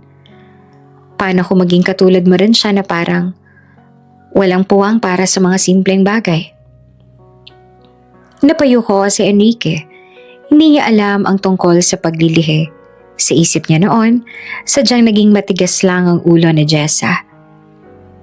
Mas pinili ko ang hirap dito sa probinsya kesa sa yaman mo na walang puso. Patuloy ni Jessa na ngayon ay may luha na sa kanyang mga mata. Isinampal ko sa iyo ang katotohanan to, Enrique. Mas masaya kami rito. Dito, si Minggoy, lumaking malaya. Hindi niya kailangang magsuot ng suit para irespeto ng tao. Hindi niya kailangang magkaroon ng pera sa bangko para maging bayani sa paningin ng mga kalaro niya. Yang yaman mo, walang puwang dito sa bukid na to.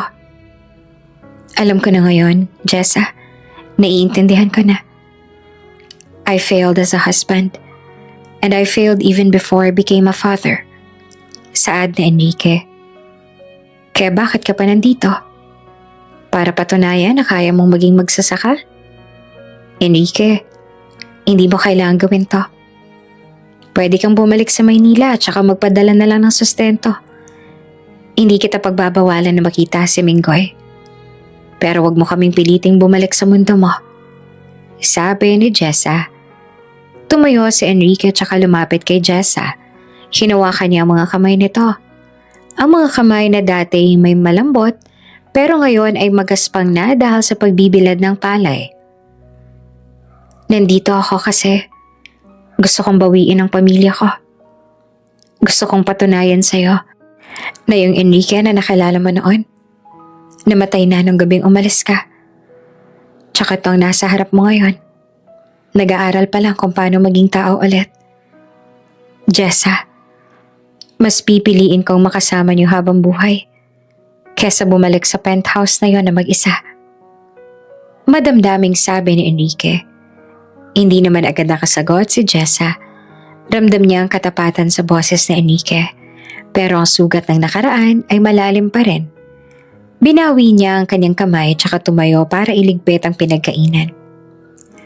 Pumunta ka na sa bilaran, hinihintay ka na ng anak mo.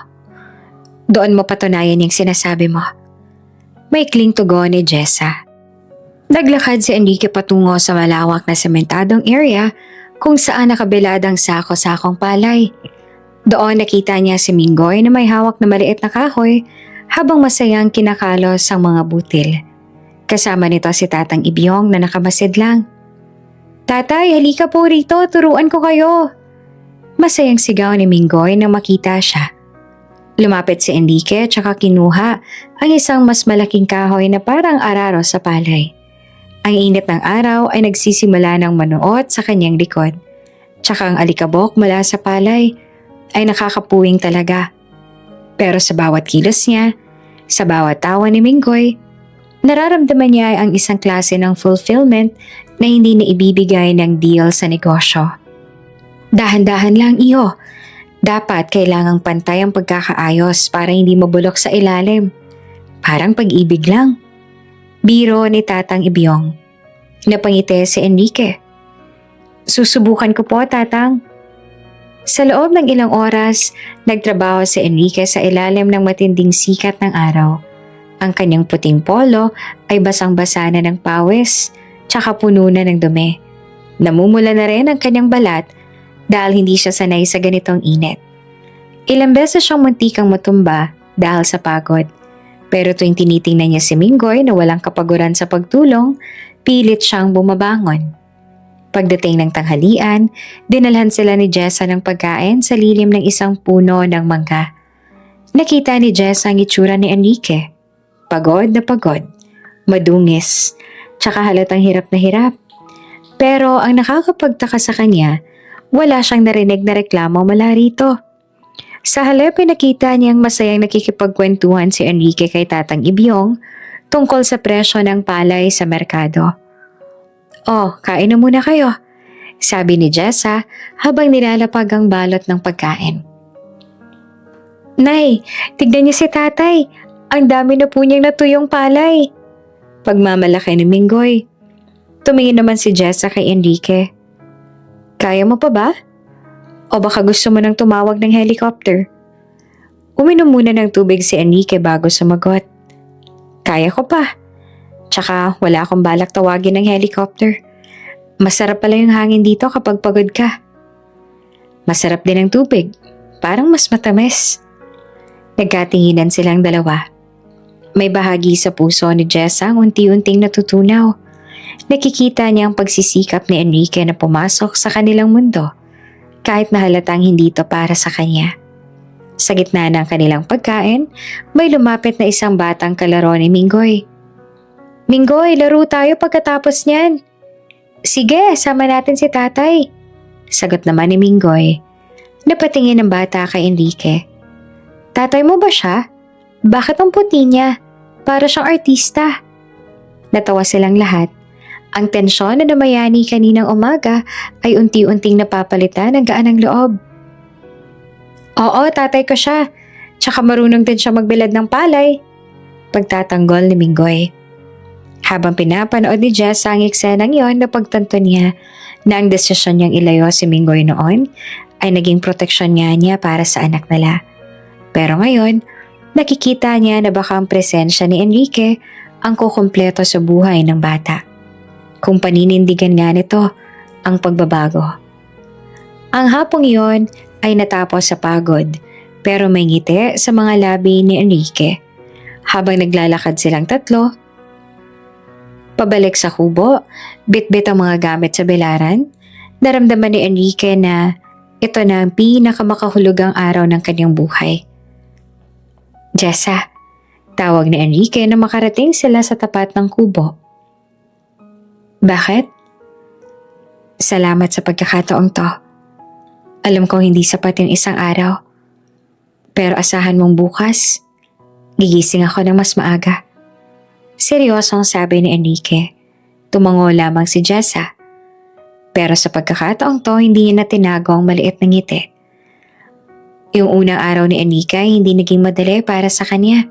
Pero kahit na ganon, masaya pa rin siya sa ginagawa niya at yon ang mahalaga para sa kanya ng mga oras na yon. "Enrique, ito ang gamot sa sunburn. Pahiran mo yung likod mo bago ka matulog." Sad ni Jessa habang nilalapag ang maliit na bote ng herbal oil sa tabi ng kanyang panay. Kasalukuyang nakaupo si Enrique sa sahig habang sinusubukang iunat ang kanyang mga binte. "Salamat, Jessa. Pasensya na kung medyo mabagal ako kanina sa belaran. Hindi ko akalain na ganito pala kabigat ang trabaho niya rito araw-araw." Naupo si Jessa sa tapat niya habang may hawak na maliit na gasera. Yung dilaw na liwanag nito ay nagbibigay ng malambot na anino sa kanyang muka. "Iyan ang buhay na kinagisnan ko, Enrique. Iyan ang buhay na kinalikahan ko bago kita nakilala. Noong nasa penthouse tayo, pakiramdam ko noon palagi akong kailangang magpanggap na hindi ako galing sa putikan. Pero dito, kahit marumi ang damit ko, hindi ko kailangang humingi ng dispensa sa kahit sino. Hindi mo naman kailangang magpanggap noon, Jessa. Ako ang may problema. Ako ang pumilit sa'yo na magbago dahil sa takot ko sa sasabihin ng ibang tao." Pag-amin ni Enrique. Tinitigan niya si Jessa ng matagal. Bakit ka ba talaga nagtsatsaga rito? Pwede ka namang kumuha ng hotel sa bayan. O di kaya bumili ng aircon para sa kubong to. Pero hinahayaan mong kagatin ka ng lamok tsaka matulog sa matigas na sahig. Kasi sabi mo, diba? Kailangan kong patunayan na kaya kong mabuhay sa mundo ninyo. Tsaka, paano ko gagawin yun kung gagamit ako ng shortcuts? Jessa, gusto kong maramdaman yung bawat hirap na dinanas mo nung wala ako. Gusto kong malaman kung paano mo na itaguyod si Minggoy na mag-isa. Habang ako, nagpapakasaya-sayaman. Seryosong sagot ni Enrique. Kinabukasan, totoo sa kanyang pangako. Nagising si Enrique bago pa sumikat ang araw. 4:00 pa lang na madaling araw ay gising na siya. Malamig ang hangin tsaka madilim pa ang paligid. Tanging huni lang ng kuliglig ang maririnig. Sinundan niya si Jessa sa likod ng kubo kung saan matatagpuan ang poso.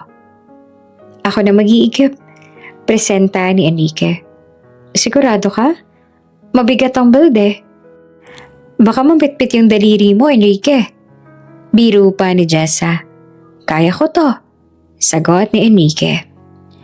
Sinimulan niyang ipump ang poso. Noong unay nahihirapan siya dahil kailangan ng tamang timing para lumabas ang tubig. Pero kalaunan ay nakuha rin niya ang ritmo. Binuhat niya ang 2 malaking balde patungo sa kusina tsaka sa banyo. Kahit na kumikirot ang kanyang mga braso, naramdaman niya ang kakaibang saya sa simpleng tagumpay na iyon. Pagkatapos ng pag-iigib, sumama siya kay Minggoy sa belaran. Ang bata ay tuwang-tuwa na kasama ang kanyang tatay. Siniguro ni Minggoy kay Enrique kung paanong malalaman kung tuyo na yung palay sa pamamagitan ng pagkagat sa butil nito. Ganito po, tatay. Kapag po tumunog ng tik, ibig sabihin po pwede na siyang isako. Paliwanag ni Minggoy habang pinapakita ang butil ng palay. Ginaya naman ni Enrique ang anak. Tik! Aba, pwede na nga anak. Tawa pa ni Enrique. Sa buong umaga, si Enrique ay naging usap-usapan sa baryo. Nakita ni Jessa mula sa malayo kung paano unti-unting tinanggap ng bayan nila si Enrique. Hindi na to tinitingnan bilang isang banta, kundi bilang isang ama na nagsisikap para sa kanyang pamilya. Tanghalian na nagdanalan sila ni Jessa ng pagkain. At sa pagkakataong to, hindi lamang sila ang kakain.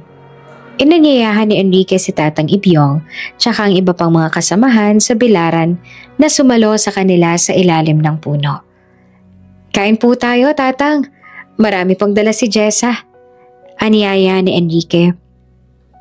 Nako, iho, nakakahiya naman, sabi ni Tatang Ibyong habang tumatawa. Dito po sa ilalim ng punong to, Tatang, pare-pareho lang tayo nagugutom. Tsaka sa totoo lang, mas masarap kumain pag marami tayo. Sagot ni Enrique bago magsimulang magkamay ng kanin.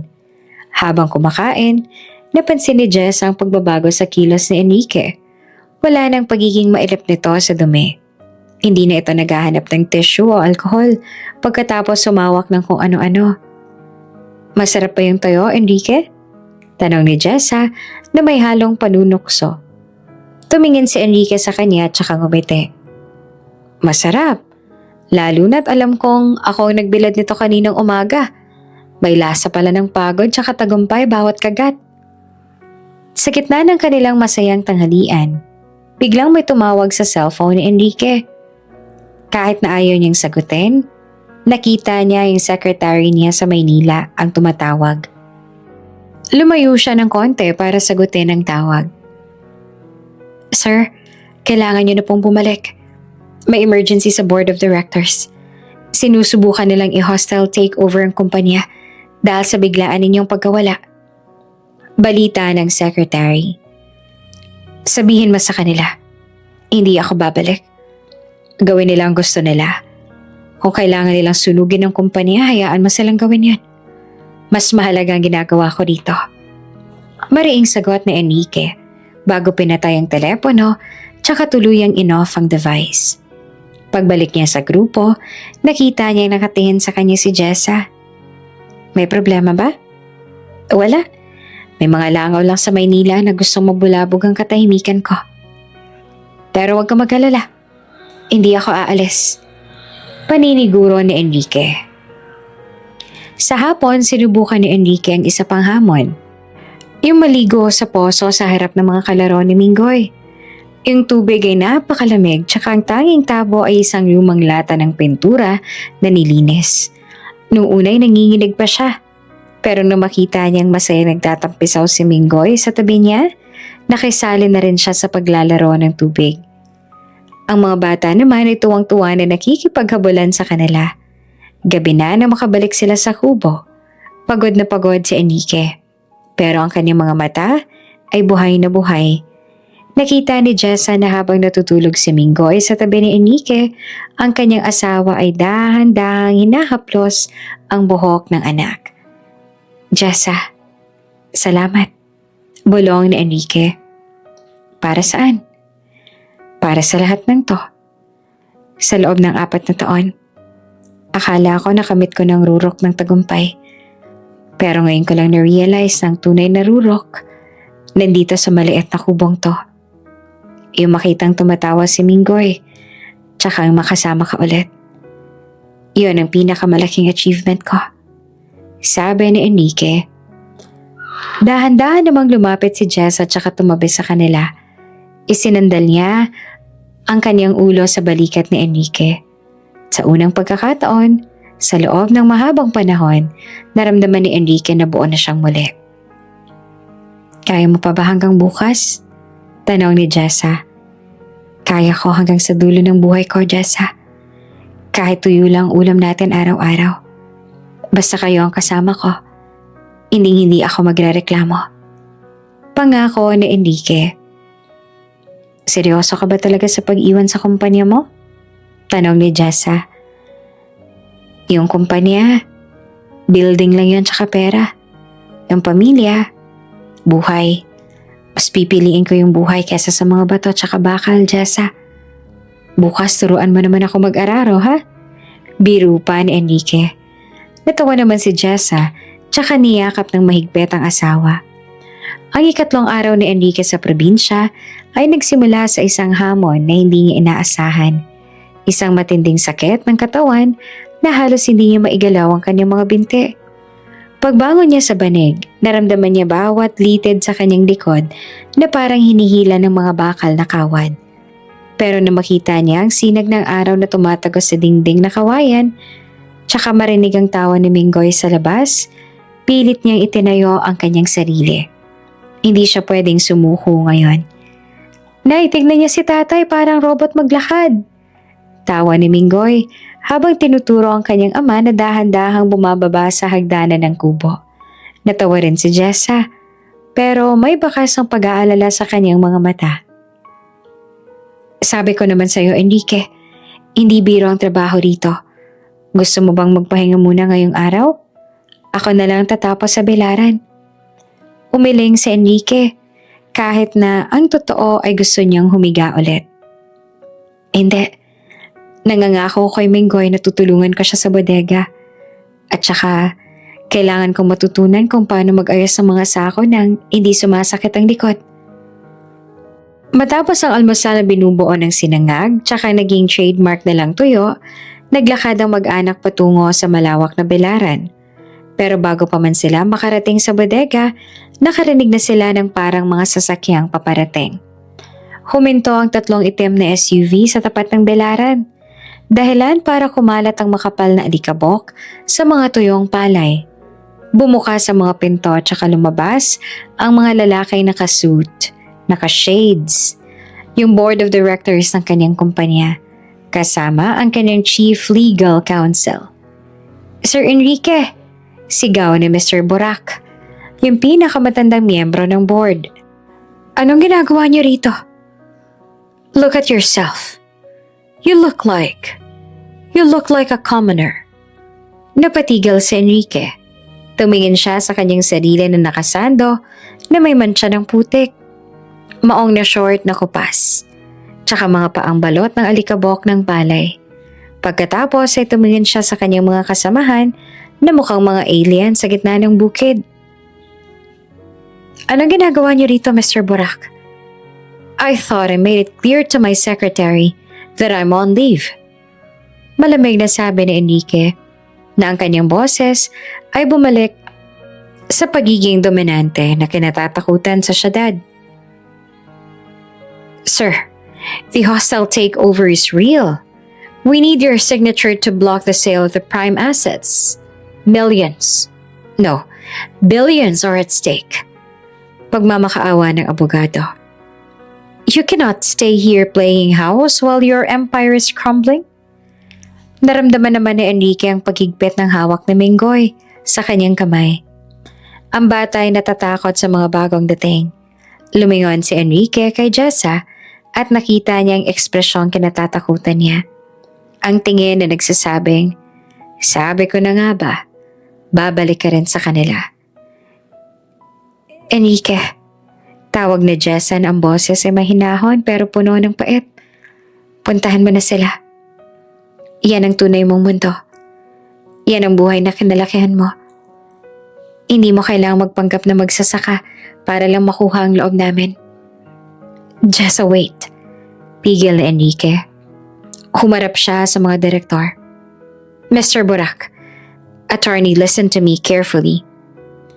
Hindi gumuho ang empire ko dahil lang wala akong ilang araw. Gumuho ang empire ko nung hinayaan ko maging alipin ako ng mga numerong yan habang ang pamilya ko nagdurusa rito." "But sir, the money, the prestige," sigaw na Mr. Burak. "The money can be earned back. The prestige is just an ego trip. Pero yung 4 na taon na nawala sa akin, kasama ang anak ko, yun ang hindi ko na mababayaran ng kahit anong asset." Tugon ni Enrique. Kinuha niyang mga papeles mula sa abogado. Inakala ng lahat na pipirma siya, pero sa halip, tinitigan niya ang bawat page. "I will sign the authorization for the proxy vote. I will give you the power to defend the company. Pero hindi ako sasama sa inyo. Mananatili ako rito." "Sir, you're crazy. You're choosing this? This dirt over the boardroom?" Hindi naman makapaniwalang sabi ni Mr. Burak. Lumapit si Enrique sa isang tumpok ng palay tsaka kumuha ng isang dakot. "Mr. Burak, tingnan mo to. Yung palay na to, pinaghirapan ng asawa ko tsaka ng anak ko sa ilalim ng araw. Bawat butil nito, may kwento ng pagsisikap. Yung mga numerong hawak ninyo, mga pixels lang yan sa screen. Kung gusto niyo akong i-remove as CEO, go ahead. I have enough personal wealth to live here comfortably for 10 lifetimes. Ngayon, umalis na kayo. Nasasapawan ng pabango niyo ang amoy ng mga palay." Nakangangang umalis ang mga director. Habang papalayo ang mga SUV, muling bumalik ang katahimikan sa baryo. Humarap si Enrique kay Jessa na hanggang ngayon ay hindi pa rin makapaniwala sa narinig. "Bakit mo ginawa yun?" tanong ni Jessa. "Maraming pwedeng mawala sa'yo." "Jessa, na-realize ko nung nakita ko silang lahat kanina. Nung nakita ko mga mukha nilang puno ng stress tsaka kasalaman, naisip ko, ayoko nang bumalik sa ganon. Ayoko lumaki si Minggoy na nakikita ang tatay niya na laging galit sa tawag, tsaka walang oras para sa kanya." Paliwanag ni Enrique. Lumuhod siya para pantayan si Minggoy. "Anak, gusto mo bang maging mayaman balang araw?" Umiling si Minggoy. "Gusto ko lang po maging katulad niyo, tatay.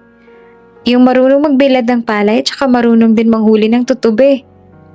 Napaiyak si Enrique, tsaka niyakap ng mahigpit ang anak. Sa pagkakataong to, si Jessa nang lumapit tsaka yumakap sa kanilang dalawa. "Patawarin mo ako, Enrique. Kung naging matigas ako sa'yo nitong mga nakaraang araw." Bulong ni Jessa. "Natatakot lang din ako na baka panandalian lang lahat ng to." "Hindi to panandalian, Jessa. Plano ko na magpatayo ng maliit na bahay rito. Yung isang maayos sa tahanan para sa atin. Tsaka gusto ko mag-invest para sa mga magsasaka dito. Gusto kong gawing mas madali ang buhay nila. Hindi para kumita kundi para makabawi sa lupang kumupkup sa inyo nung wala ako." Sabi ni Enrique. Sa hapon na yon, imbes na magtrabaho, nagpunta silang 3 sa ilog. Doon nagtampisaw sila sa malinis na tubig. Ang kanyang balat ay mas sunog na ngayon. Ang kanyang mga kamay ay puno ng paltos. Pero ang kanyang ngiti ay ang pinakatotoong nangiting na ipakita niya sa buong buhay niya. Pag uwi nila sa kubo ng gabing yon, Sinalubong sila ng amoy ng hapunan na inihanda ni Aling Dorothea para sa kanila. Merong dalagang baka, sariwang gulay, tsaka syempre, hindi mawawala ang tuyo. Sa pagkakataong to, si Enrique na ang unang kumuha ng tuyo. Hindi na siya nag-alinlangan. Kinamay niya ang kanin tsaka isda na parang isang taga-baryo. Buksan natin ang radyo, sabi ni Enrique. Isang lumang radyo na de baterya ang nagpatunog ng mga lumang kanta. Sumasayaw si Mingoy sa gitna ng kalsada, habang si Enrique tsaka Jessa naman ay magkahawak kamay na nanonood. Seryoso ka ba sa pagpapatayo ng bahay rito? Tanong ni Jessa bago sila matulog. Oo, pero gusto ko, may malawak na bilaran ng palay sa harap. Para tuwing umaga, maaalala ko kung paano ko kayo nahanap. Sagot ni Enrique. Ngumiti naman si Jessa kay Enrique bago sila magkayakap na natulog. Gayang pangako ni Enrique, nagpatayo nga siya ng bahay sa bukid. Hindi niya na rin nanais pa na bumalik sa syudad para kuhanin lahat ng meron siya roon. Dahil alam niya sa sarili niyang wala doon ang kailangan niya. Dahil ang pamilya niya nandito. At dito niya gustong ipagpatuloy ang buhay niya kasama ang kaniyang mag-ina.